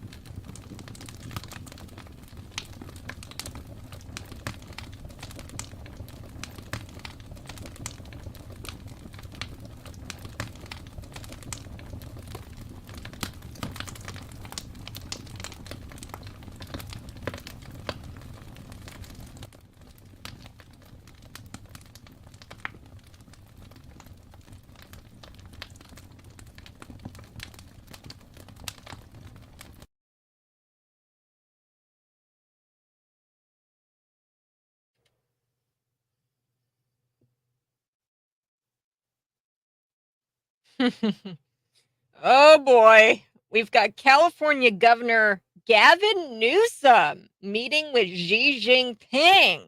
Woo! Oh man, this is wild. Your next Democrat presidential nominee, ladies and gentlemen. The swap has begun. Yes, Americans should be alarmed at every level. Why would the governor of California need to meet with the president of China? The writing is on the wall. President Joe Biden, he is not going to run. And when Gavin Newsom says he talked to Xi Jinping about climate change, this means you can expect stronger solar panel mandates and EV mandates are coming. And Xi wants to take the deal nationwide. He wants to take that deal nationwide.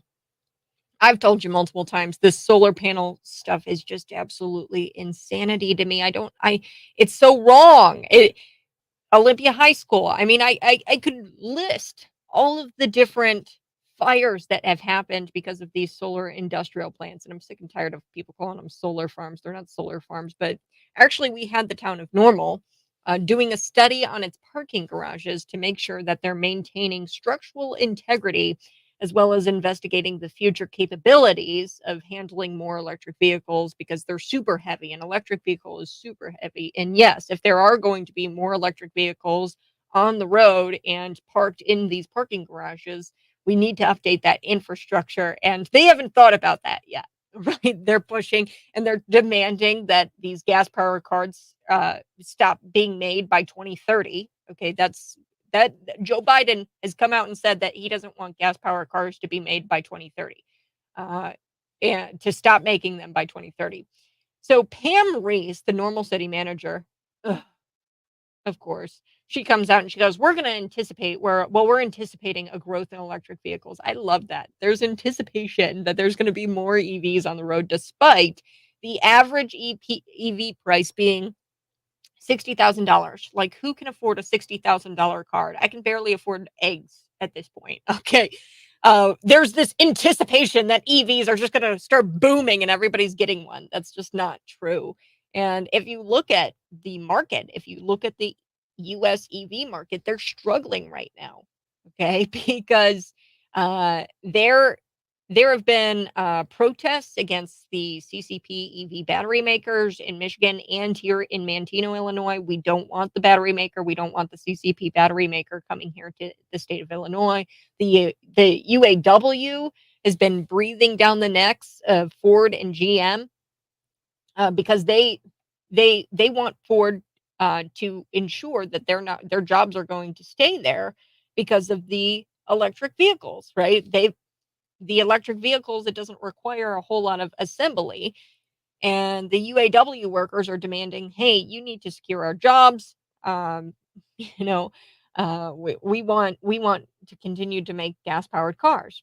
Okay, so here we have all of this anticipation that there's going to be all kinds of EVs out there, but we know, and Reuters, of all places, they put it this way: automakers in North America have billions of dollars in EV related investments, writing on how the next several quarters play out. If production of EVs continue to outpace demand, there's no demand. Okay, that's what Reuters is saying uh, in this article, is that there's no demand for these things.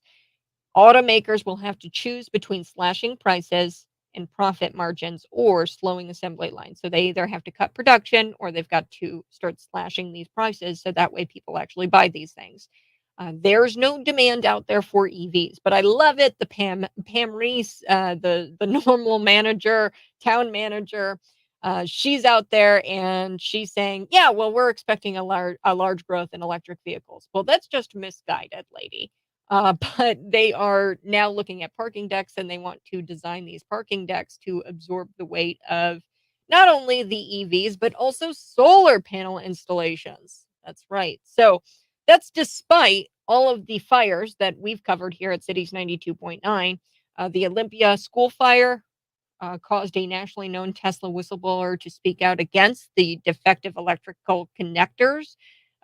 They just catch fire. Crews, they were sent out to Farmington There was this huge grass fire because there was some solar industrial plants that caught on fire there in Farmington, Illinois. These are just in Illinois. I haven't even gotten to the Walmart's nationwide, how they've been putting it on top of their rooftops, and those have been combusting and catching on fire. Another one out of Illinois, Augustana College, their rec center roof caught on fire due to these solar panels. And when these solar panels catch on fire, they're very hard to put out. You have to call a solar technician, and he has to come out and he has to disconnect the electrical connectors. It's insanity. It's insanity. And Gavin Newsom is out there. Make no mistake, they're talking about how they can take Xi Jinping's plan nationwide here in North America, and there's going to be solar panel mandates. There's going to be EV mandates. They're going to mandate that you get an electric vehicle. I'm telling you, that's coming next. But before we get into more of that, I'm live, YouTube, Facebook, Twitter, and Rumble. You guys can see me in studio. Smash the like button, share this out with your friends, subscribe to my YouTube channel. That's Kat Peterson 929. I wanted to talk about the HHS, the Health and Human Services, the Department of Health and Human Services. We've got Joe Biden, his HHS. There is a new transgender pronoun mandate this month. And wow, they're instructing employees to affirm any coworker's self-proclaimed gender identity and preferred pronouns. Joe Biden's Department of Human Health and Services, or Health and Human Services, you have to, if you work there, if you work for this department, you have to deny biological reality. So here I have it. Here's how the policy reads. All employees should be addressed by the names and pronouns they use to describe themselves. This practice also creates an inclusive work environment where all employees are treated with dignity. The isolated and inadvertent use of an incorrect name or pronoun will generally not constitute unlawful harassment. However, as the Equal Employment Opportunity Commission explained, intentional and repeated use of the incorrect name or pronoun in certain circumstances contribute to an unlawful hostile work environment, i.e., you're going to be fired if you repeatedly use somebody's and if you don't use somebody's preferred pronouns. Okay. Being inclusive, they're not being inclusive, they're actually being exclusive with this new policy. Okay. To religious people. I'm not going to call a man a woman if he's very clearly a biological man. I have the right to that religion where I believe two genders. God created male and female. That's my right to religion. I'm not too sure if there's something out there about the right to a preferred pronoun. Okay, I just don't think that that's laid out in the Constitution. But in this YouTube video that's also sent out with this new policy to the HHS workers, the HHS Deputy Secretary, her name is Andrea. She says that the this new policy ensures that our colleagues are able to show up every day as their whole selves. What the hell does that even mean? We're showing up as our half selves before? Our half selves, they can show up and be their whole selves. What about religious people who believe that there's two genders? Me. Okay. Am I not allowed to show up to work as my whole self in my whole belief that, hey, I believe two genders exist and I'm not referring to somebody as a Z, they, them? I'm not doing that. I want to say clearly to every one of you who know who you know yourself to be is valid. I don't even know what she's saying here, this Andrea woman. She goes, we want you to be your authentic self every day, regardless of your gender identity, sexual orientation, race, ethnicity, religion, or disability. Look, this policy does not mention the First Amendment or religious accommodations. They're completely excluding the religious people who believe that there are two genders and that God created man and woman, right? That's a religion I subscribe to, and you are just trampling all over my right to the First Amendment, my freedom of religion. The former director of the HHS Office for Civil Rights, his name is Roger Severino, and he said this on X, Twitter. I've got to take a quick break. We're going to talk about the director. here, the former director. He's not the current director of the HHS, but he just blasts them, folks, and he just says, "What are you guys talking about? There's no mention of the First Amendment. This is compelled speech. This is compelled speech, what you're doing here." So we're going to talk about his comments on the other side. This is the Morning Buzz. It's 7:52 a.m. We're going to be back. Also, I'm going to have to tell you guys about news out of Unit 5, DEI. What is it to Unit 5? What do they think it is? And you won't like what they're teaching your children, believe me. They're forcing a religion down the kids' throats. They're having them celebrate Hinduism. That's next.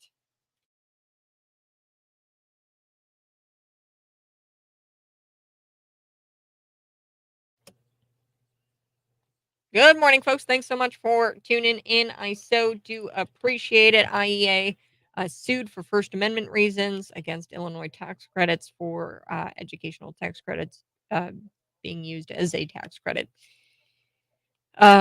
Students invest in kids, success stories. I like this story. Shaka Roll spent his life on Chicago's South Side, attended Leo High School, taught in Chicago public schools, and became principal of his alma mater. He's overseen a 65% rise in enrollment and 21% boost in test scores at Leo High School. He knows the right to education, educational fit means for his 44 students from low income families able to attend Leo thanks to the Invest in Kids scholarships.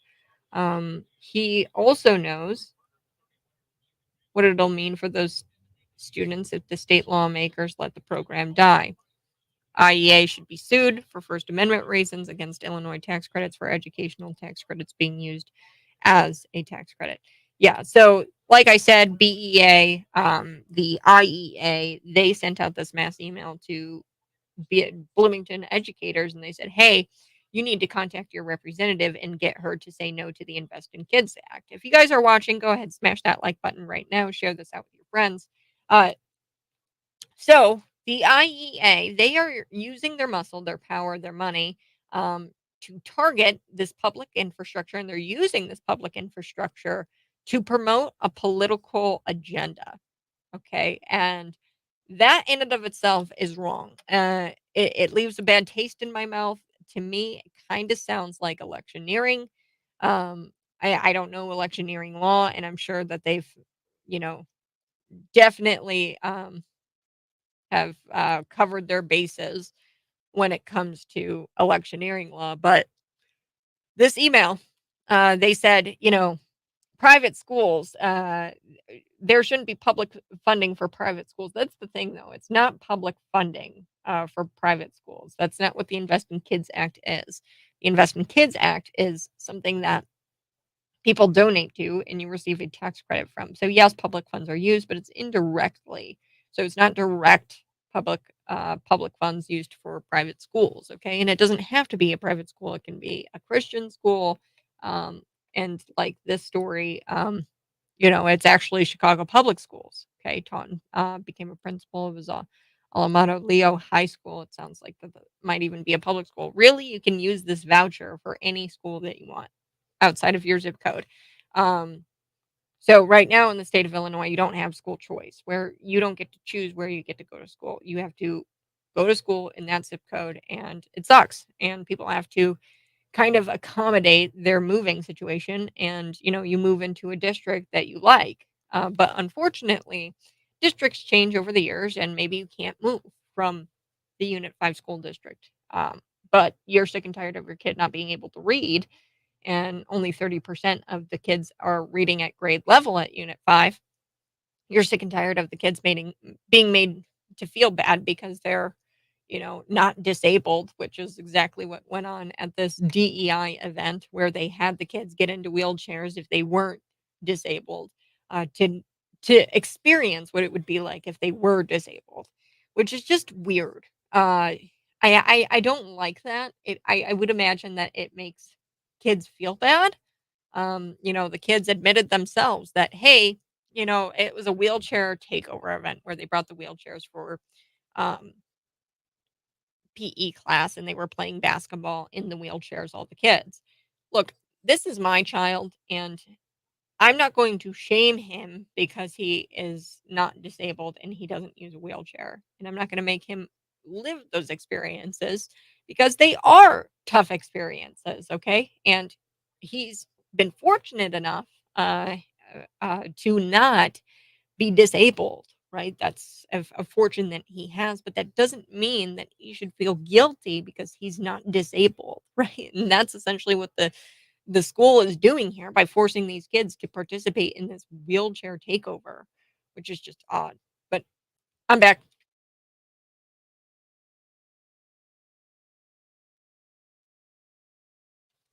In the 8 o'clock hour, what are we discussing? Well, the former the former HHS Office of Civil Rights. He's was a director there. His name is Roger Severino. And he broke the story on HHS's unlawful transgender employee pronoun mandate. So this is a pronoun mandate. It's being passed on, or it's being forced upon the employees of the HHS. And you pretty much have to comply with people's pronouns. This is an infringement of your religious liberty. I'm going to talk about that here next in the 8 o'clock hour. This is the Morning Buzz.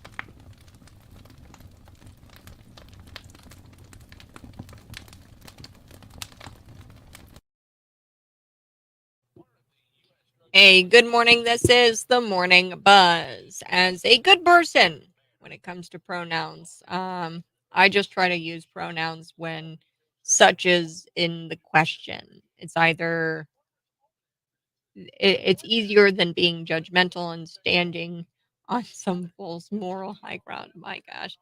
Okay, so to those who say that they use preferred pronouns because it's easier and because you want to be a nice person, and I get that. Or you might even equate it to, my nickname is Cat. I have a full name, right? But I go by Cat, and that's my nickname, and people call me Cat out of respect.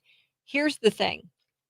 Um, how far are you willing to go with that? Okay. Are you willing to call somebody a dog when they're clearly not a dog? Are you willing to pet that person on the head?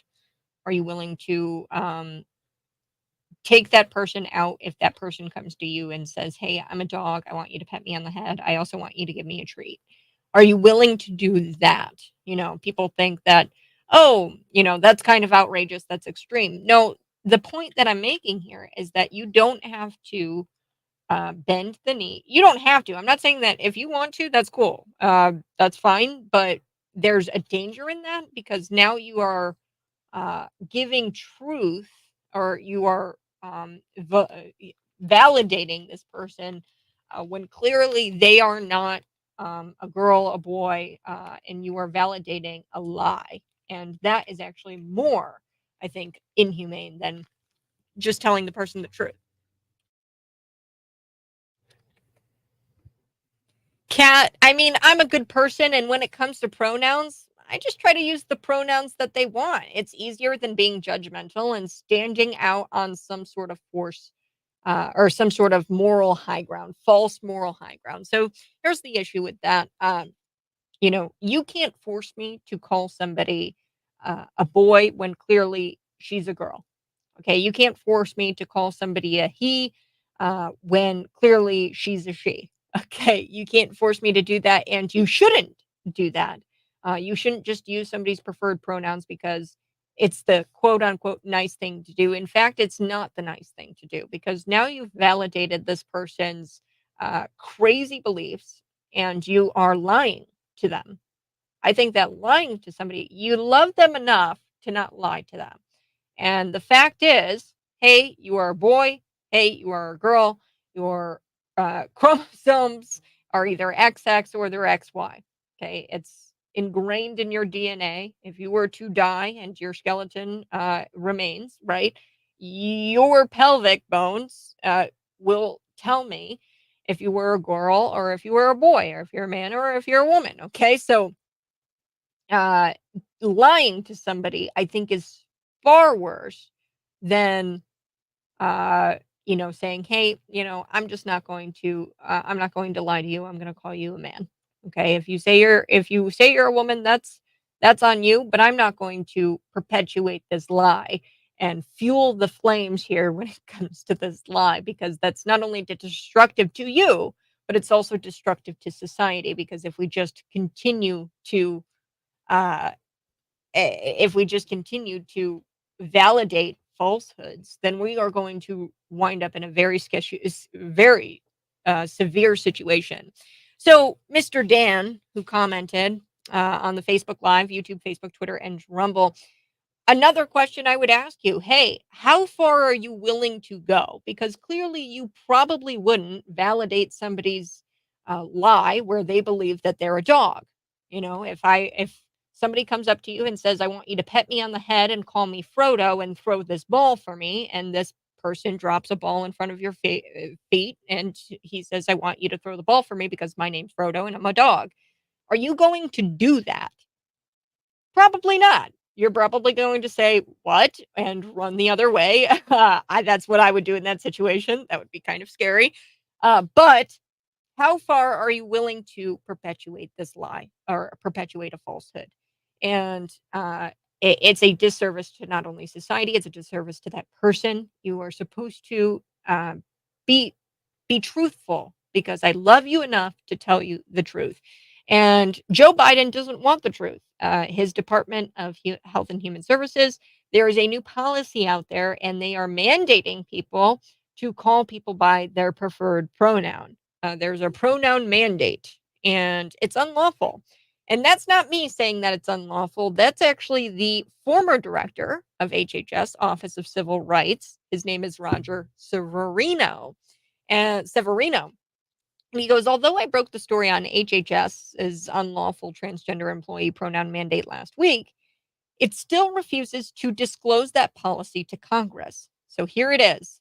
To summarize, the HHS is now requiring facilities with showers and changing rooms to be open to people of the opposite sex based on their say-so. So whatever gender they say they are, if you're a man, you can enter women's shower rooms, changing rooms. And the women who feel uncomfortable in this situation are the ones who have to leave those facilities. So that's in the HHS. There's also employees who repeatedly decline to use a person's preferred pronouns, regardless of their actual sex, can be deemed to have contributed to an unlawful, hostile, and discriminatory work environment. So those people who repeatedly decline to use and to give validity to a blatant falsehood. Okay, this is a blatant falsehood. You are not a woman. You are not a man. And you cannot infringe on my First Amendment right to tell you the truth and to tell you, hey, I'm not going to call you that. You could, these resistors who are not bending the knee to their coworkers' preferred pronouns could be fired. This policy makes no mention of the First Amendment rights against compelled speech or of free religious exercise. The policy covers visitors, which means anyone who steps foot into the HHS facility or program now has to comply, will you? So it's unclear what's going to happen to employees if they who have religious objections to this transgender ideology from the policy. But Severino said that it's likely that they're going to be fired for not using a person's preferred pronouns. This is all if you work with the HHS, okay, or work within that department.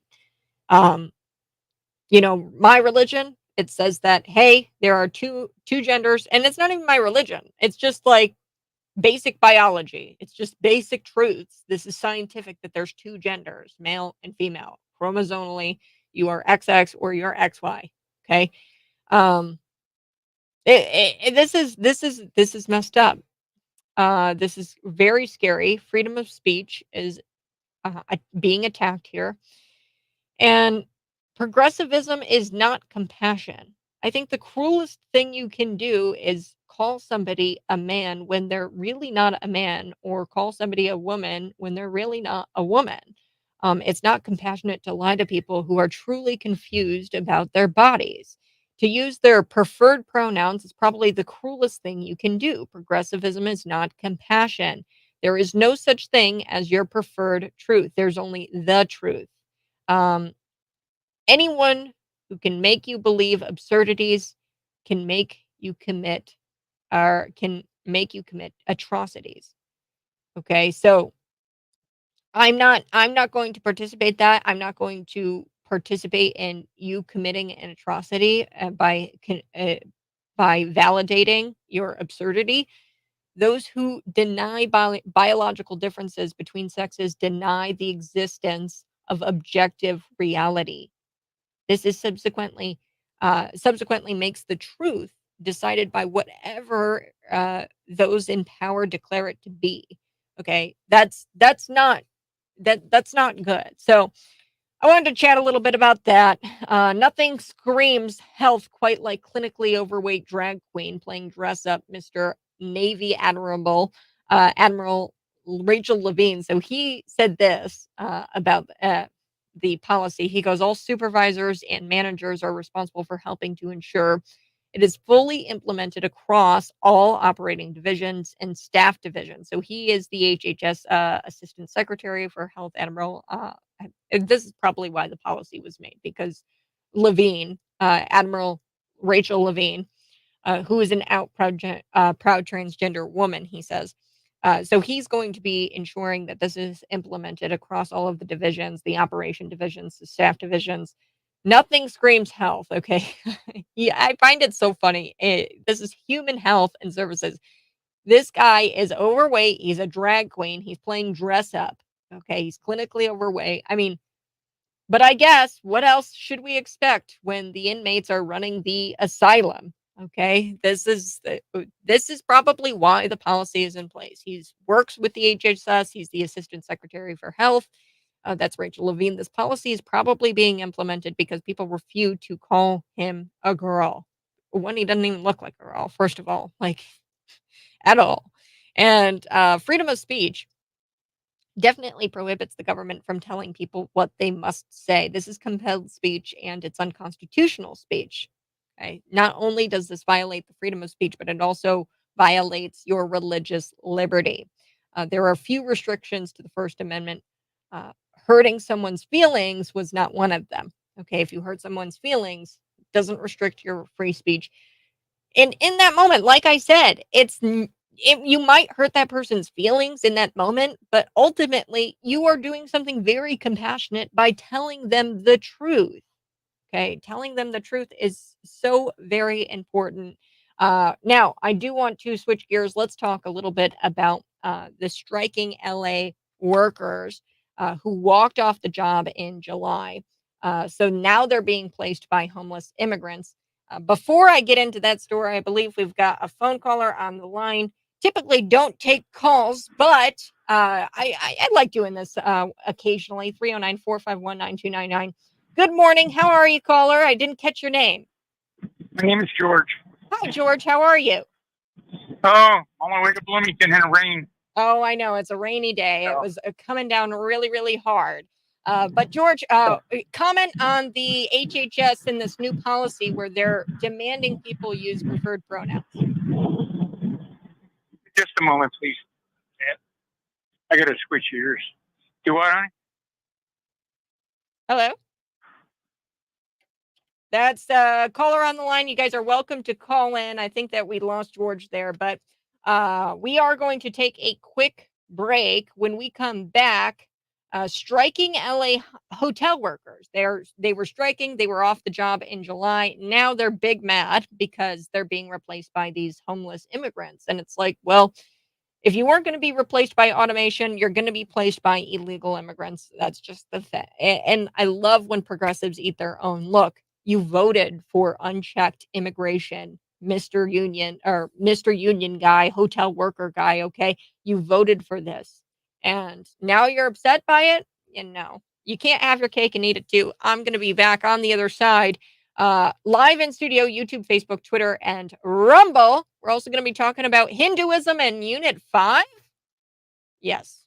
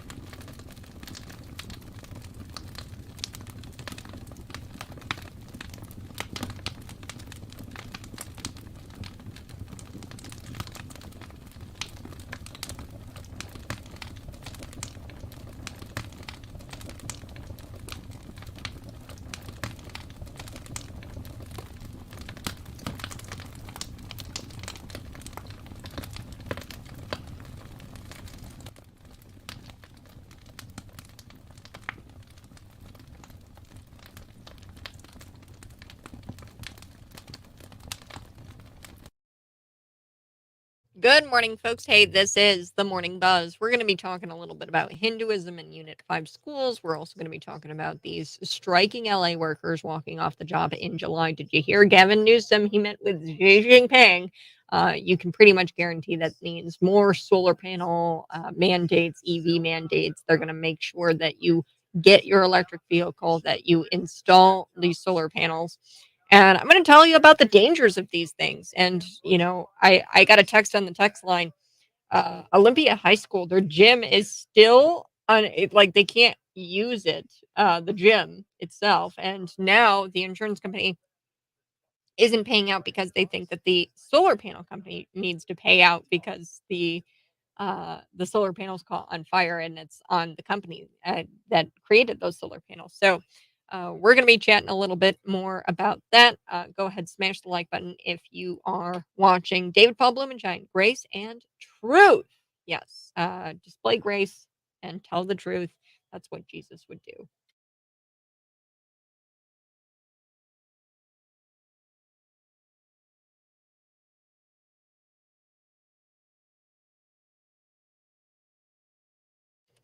I'm so excited. I'm going to watch Police State tonight. I'm very excited. I can't wait to go to the theater, folks. If you didn't get your tickets, I've always I've looked and I've tried to see if there was one in Bloomington Normal. There's not. I'm going to Springfield to go watch this. Champaign, Decatur. There's also one in Peoria, I believe. So I am driving to go see the Police State film. I will review that tomorrow. So we will have a very special program for you tomorrow. I'm going to be reviewing the Police State film and bringing you the details. Now, we already have somebody here in the state of Illinois who has dealt with the police state. He's being indicted alongside President Donald Trump and 17 others. That's Pastor Stephen Lee. November 9th. Okay, November 9th at 6 o'clock. I'm going to be at Families of Faith. It's a church in Shanahan, Illinois at 6 o'clock. You guys are going to want to be there. Get your tickets. Check it out. It's the Illinois Family Institute. They're sponsoring the event. Families of Faith Church, Randy Bland. We've got David Shostokis, who's representing Stephen Lee, who is being indicted really for just being a religious figure, acting as a chaplain. He knocked on a door and they said that that was wrong and that it was criminal.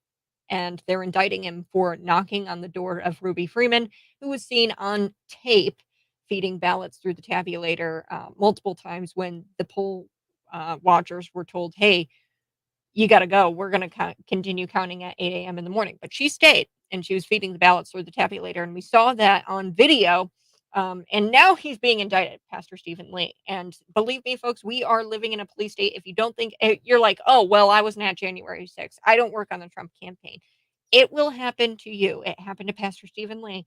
He just knocked on a door, folks, and he asked a question that of Ruby Freeman, and he was just making sure she was okay as his pastoral role, as his role as a chaplain, and this is infringing on religious liberty. So I'm watching Police State. I'm very excited. Big week for me today, or for me this week. And not only am I watching that film, but I am also this week going to be at the Lincoln Reagan dinner. Myself and Ty Smith from Cancel This. Ty Smith, he is quite dynamic. If you've ever met him, he's fantastic. He's got a show here on Cities 92.9 Saturdays from 3 to 5. And we're emceeing the event. So we are going to be at that annual dinner. And we are dedicated to bringing Republicans together from across central Illinois to celebrate the greatness of the Republican Party, the true Republican Party, right? And we're going to focus on the important work ahead as we approach the 2024 election at the Doubletree Hotel in Bloomington. We're going to be there October 27th at 6 p.m. You might still be able to get your ticket. I would check it out. Go to the McLean County Republican page, check that out. Purchase your tickets. You might be able to get a ticket still. I know that the deadline was yesterday, but they might still have some room for you. So try to get in because there is also a keynote speaker. That's Lisa Holder White. She's going to be delivering an address to inspire and uplift the party. Lisa Holder White, she's an Illinois Supreme Court justice. Okay, so she's going to share her message of how she overcame adversity and rose to one of the highest levels of public service in this great state, the great state of Illinois, despite all of its flawed government. It is a great state. So we're going to be there, myself and Ty Smith, at the Lincoln Reagan dinner. That's going to be on Friday, October 27th at 6 p.m. So much to get to today. Did want to get to this text line. The text, it talks about Olympia High School. And I was telling you guys about Gavin Newsom. He's meeting with Xi Jinping. This is kind of wild. He says that he talked with Xi Jinping about climate change, and i.e., that means that there's going to be all kinds of solar panel mandates and EV mandates coming down the line. They're going to also try to incentivize you to get these smart thermostats. Do not get a smart thermostat. I'm just going to tell you as a friend, okay, don't get a smart thermostat because they will shut off your AC. They will shut off your heat in the name of climate change. Okay, so Gavin Newsom, he met with Xi Jinping. I think that this is incredible. I mean, they are installing Governor Gavin Newsom as the Democrat presidential nominee as we speak. Now, on the text line, somebody brought this up, that the Olympia High School, they still can't use their gym. They still can't use their gym because there was a fire and the gym was destroyed because of the fire. There was some water that got in when the firefighters tried to hose it down. Right. But I mean, this is kind of wild because they still can't use their gym, and the insurance company is not paying them out because they're blaming the company, the solar panel company who installed these. Now, we did that story. We talked with a whistleblower from Tesla who talked about these connectors in these solar panels and how it's caused them to catch on fire. Augustana College was another instance where the solar panels caught on fire. Walmart nationwide, we're starting to see fires on their rooftops because there was some sort of deal done where they were doing solar panels on top of the roofs. And then Farmington, Illinois, there was this huge grass fire. I mean, there is literally going to be fires everywhere if Gavin Newsom becomes president. I mean, this Xi Jinping meetup should concern you. Real quick, before I get into the IEA and the BEA urging educators to squash the Invest in Kids Act, I did want to talk a little bit about the striking LA hotel workers. Now, this is incredible because the progressives, they always eat their own.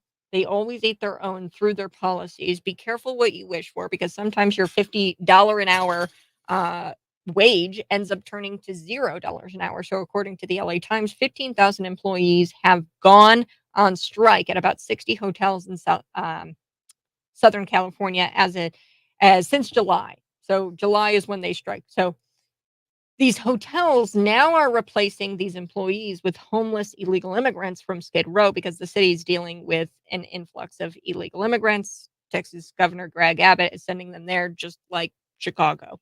So this progressive DA, his name is George Gaskin, and he has announced that he's launching an investigation into the matter because, terrible, terrible hotel industry. They are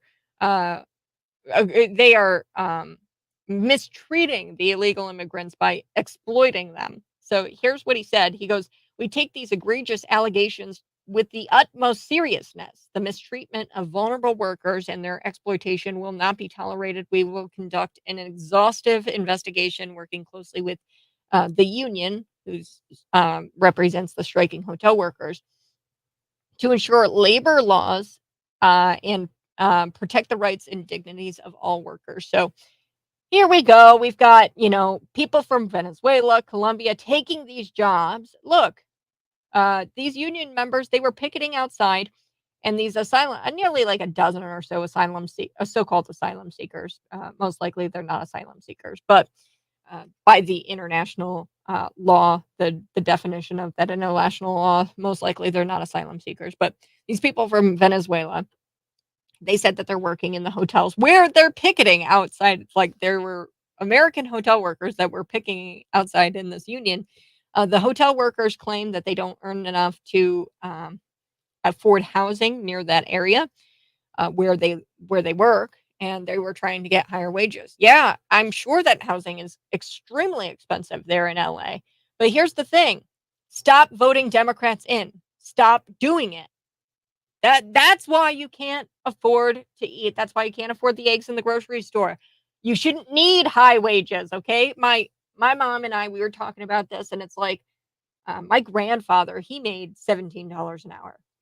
Okay, back in times when the bread was like 5 cents a loaf of bread. Okay, that's how much he made when he was a skilled worker. Okay, now you make $17 an hour, and bread costs like, I don't know, $4 a loaf or something like that. So the thing is, the hyperinflation has got to stop, and the people that are contributing to that hyperinflation are people like Joe Biden, who fall asleep or have Janet Yellen, and we've got Janet Yellen over there falling asleep on the money printing button. And Joe Biden and his hyperinflation is causing it where we can't live on the minimum or on the $19 an hour, on $17 an hour. Okay. So, and if you don't believe me, the Center for American Progress Action, they've done a study on this, and they saw that union members voted for Democrat Party presidential candidate at a much greater proportion than non-union members did in 2020, cementing Joe Biden's electoral victory. Okay, so they vote these people in. Labor unions overwhelmingly vote for the party that favors unchecked immigration. Look, if your job is not going to be taken by automation, it's going to be taken by unchecked immigration. And who's behind unchecked immigration? It's the Democrats. And it's probably safe to assume that they will never support the effort to enforce immigration laws. These union members, okay, who are upset that they weren't getting paid enough, and now they're upset because the illegal immigrants are taking their jobs. They would never support an effort to enforce our immigration laws to get these people deported out of the country. Okay, these people want their cake, and you can't have your cake and eat it too. Okay, these illegals, what are they supposed to do in a sanctuary state? Why should the hotels hire these spoiled brats who think that they're entitled to a higher wage for a job a homeless illegal immigrant can do? Okay, I mean, you voted for this. And then, not to mention, here the progressives, they're saying that it's some sort of human atrocity, or like some sort of, it's unlawful for these migrants to be. Nobody's forcing anyone to do anything. These illegal immigrants came willfully to the country, and now they are crossing the picket line to take the job. Okay, because they're homeless and they want a job. Okay, so yeah, I mean, migrants, they're cleaning the hotel rooms, they're working these long hours, they're getting paid $19 an hour to do it, which is kind of insane to me. But now the progressives, they're saying, well, they're not getting paid enough for what they're doing, and this is, labor, this is against labor laws. It's like, are you serious right now? Migrants really complaining? Are there really migrants complaining that they're only getting $19 an hour when there's actual Americans in Georgia and Wyoming who are barely making $7 an hour? But people, who crossed over last week, crossed over the U.S.-Mexico border, these Venezuelans, these Colombians, somehow they're entitled to more than $19 an hour. Get real. Get real. It's insanity to me. But look, I love when progressives eat their own. I'm going to be back on the other side. This is the Morning Buzz. You can see me live in studio, YouTube, Facebook, Twitter, and Rumble. I do want to talk a little bit about the IEA, the BEA. They're pressuring educators to squash the Invest in Kids Act. They are really using their muscle, their power to and public infrastructure to try to push this political agenda in squashing the Invest in Kids Act. And then a little bit later, I'm going to talk about DEI at Unit 5, because DEI at Unit 5 apparently means that you can shove Hinduism down the throats of children, and you can get them to discover and manifest the divinity of Sri Krishna, which Sri Krishna is a major deity in Hinduism. And that happened at Benjamin Elementary School, where they were forced to celebrate educators. 40 of them were recognized at this ceremony at Benjamin Elementary. I think it's an incredible story. That's next on the Buzz.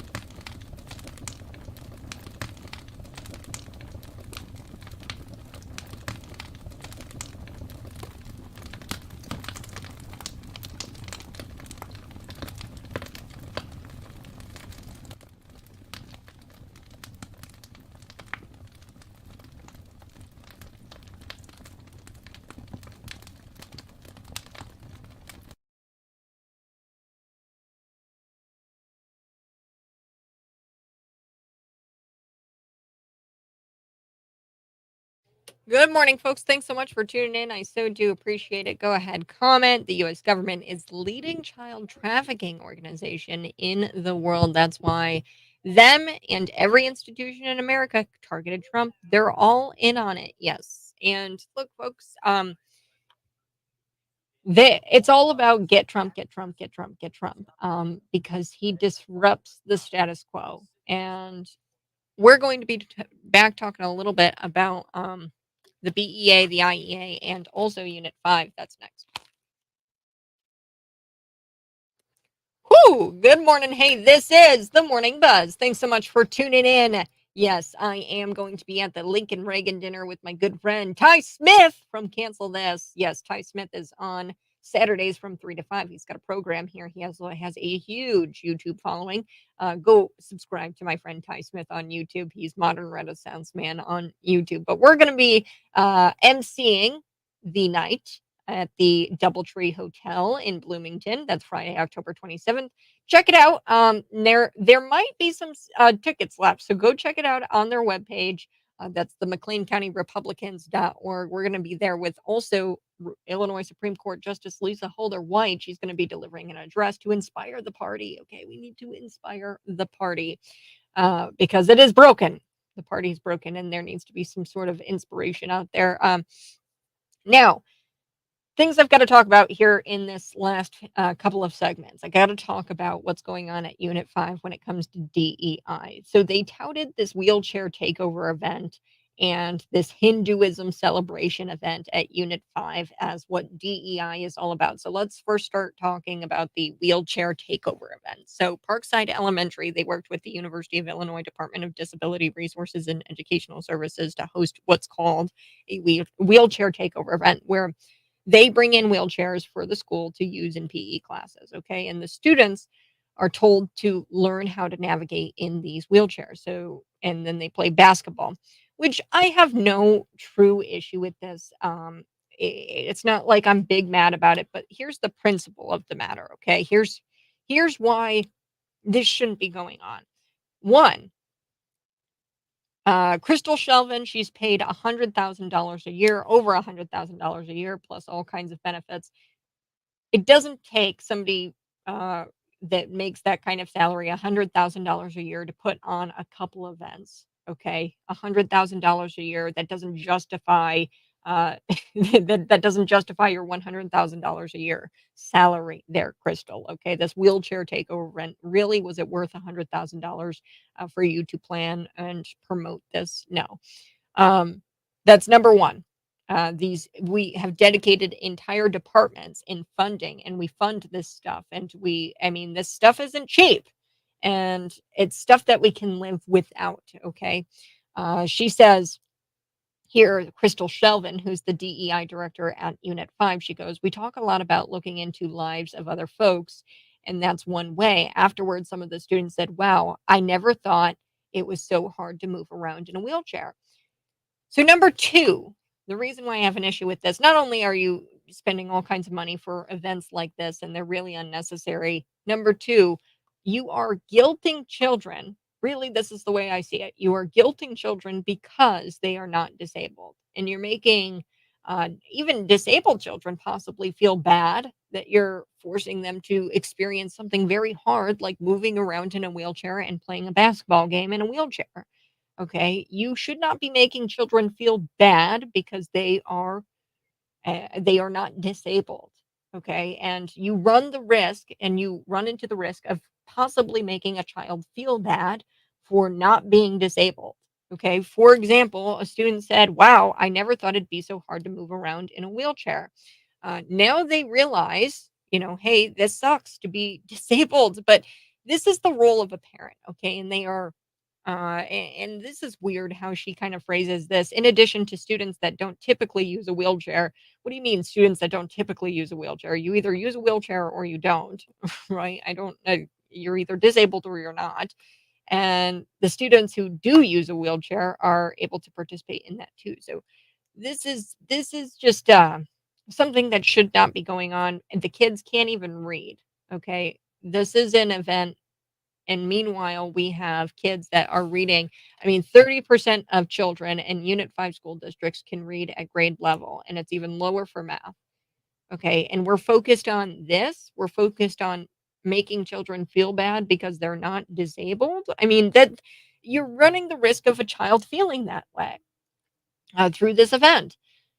So that's one event that they say that DEI is all about this. Okay. DEI is all about, this wheelchair takeover event, which it's really not just about these events, right? It's so much more than that. DEI includes things like forcing educators to obtain written consent from the student to disclose their gender identity or their sexual orientation to their parent.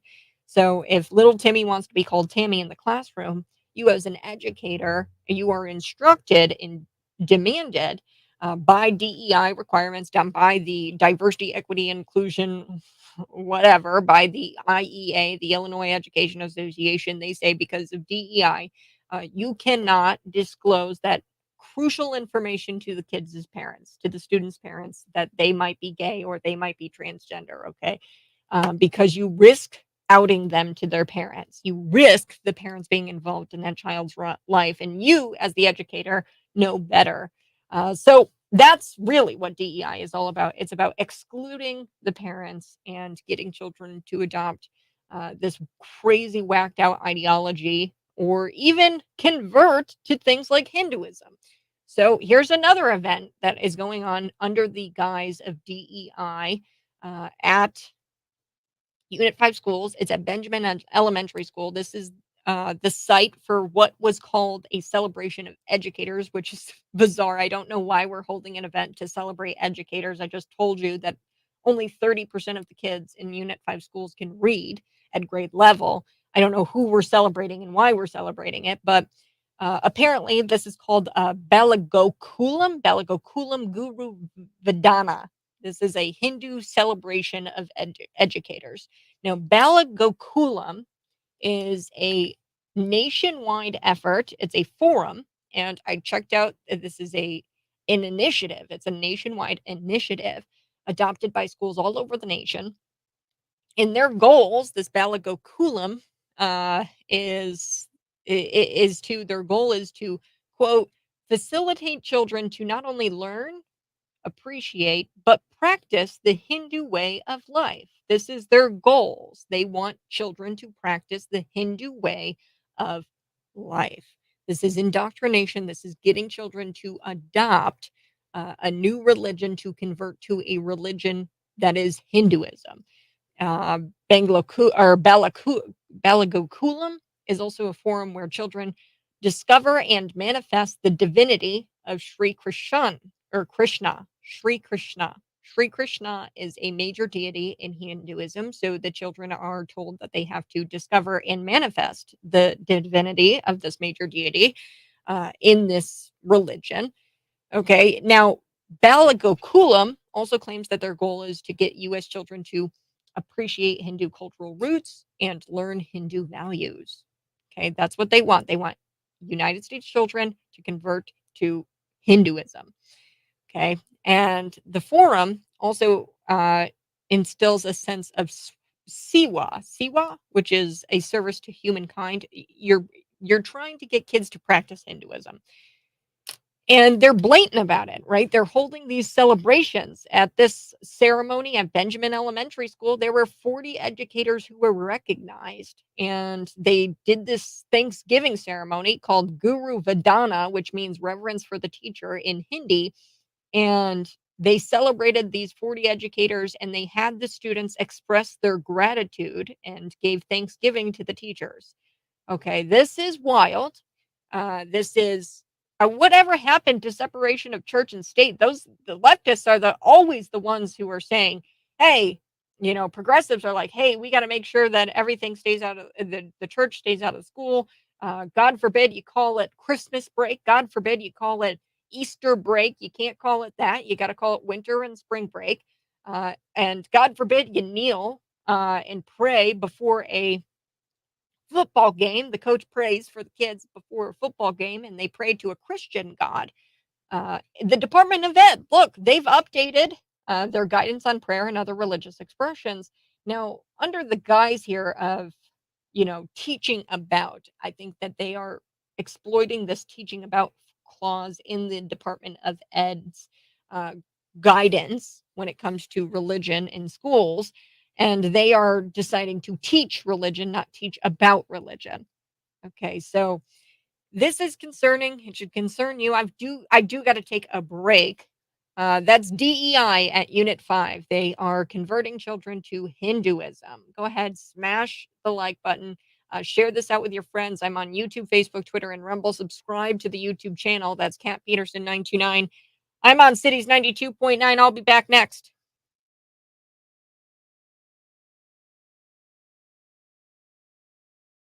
Hey, folks, if you're watching, go ahead and smash the like button. State and federal disability associations will do it for free. We'll do this for free first. They probably did do this for free. I don't know the money behind it all. All I know is that this woman is getting paid over $100,000 a year to put on events like this, and I don't know why that's a justification for that amount of pay. This is a few events: the Hindu event, the celebration. Then you've also got the wheelchair takeover event. $100,000 a year paid out to this woman for those types of events to be put on. It doesn't make sense. Um, So, sounds like manifesting a demigod is calling forth a spirit, i.e., a demon. So, 40 educators, gurus trained. Did they receive accreditation or a certification? I don't know. Was this sponsored by an IEA? Does Ben know? Yeah, that's Ben Matthews, who works with the BEA. Look, we need to make sure that our children are not being converted to Hinduism at school.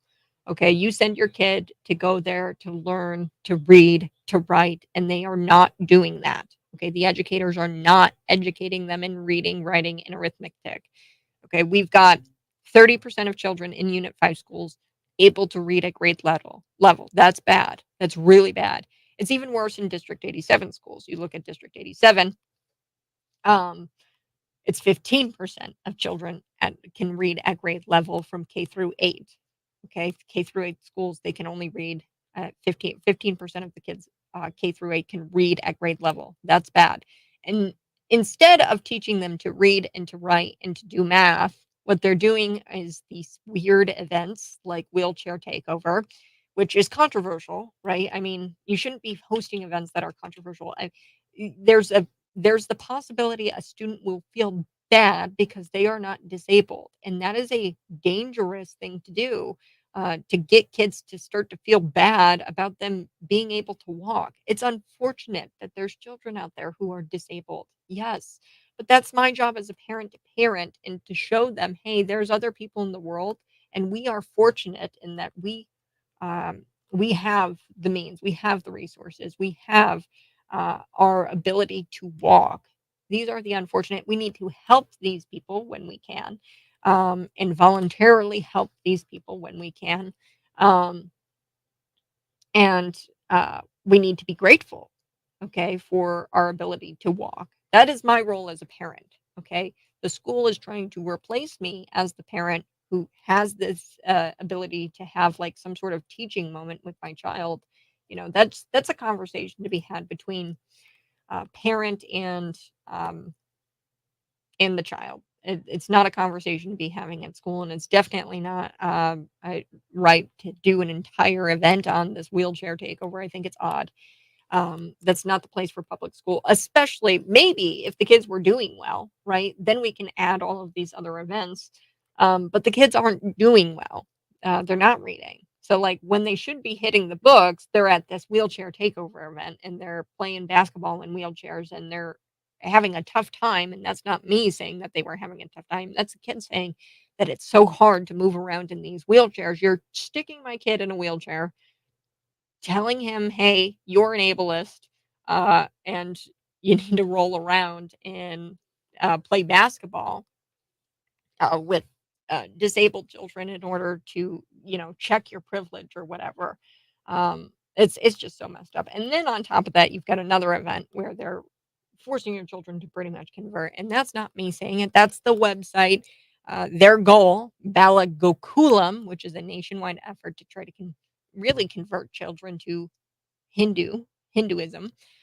Their goals laid out here on their website facilitate children to appreciate, learn, and practice the Hindu way of life. This is a forum where children can discover and manifest the divinity, uh, that divinity of Sri Krishna. I don't know. It's odd.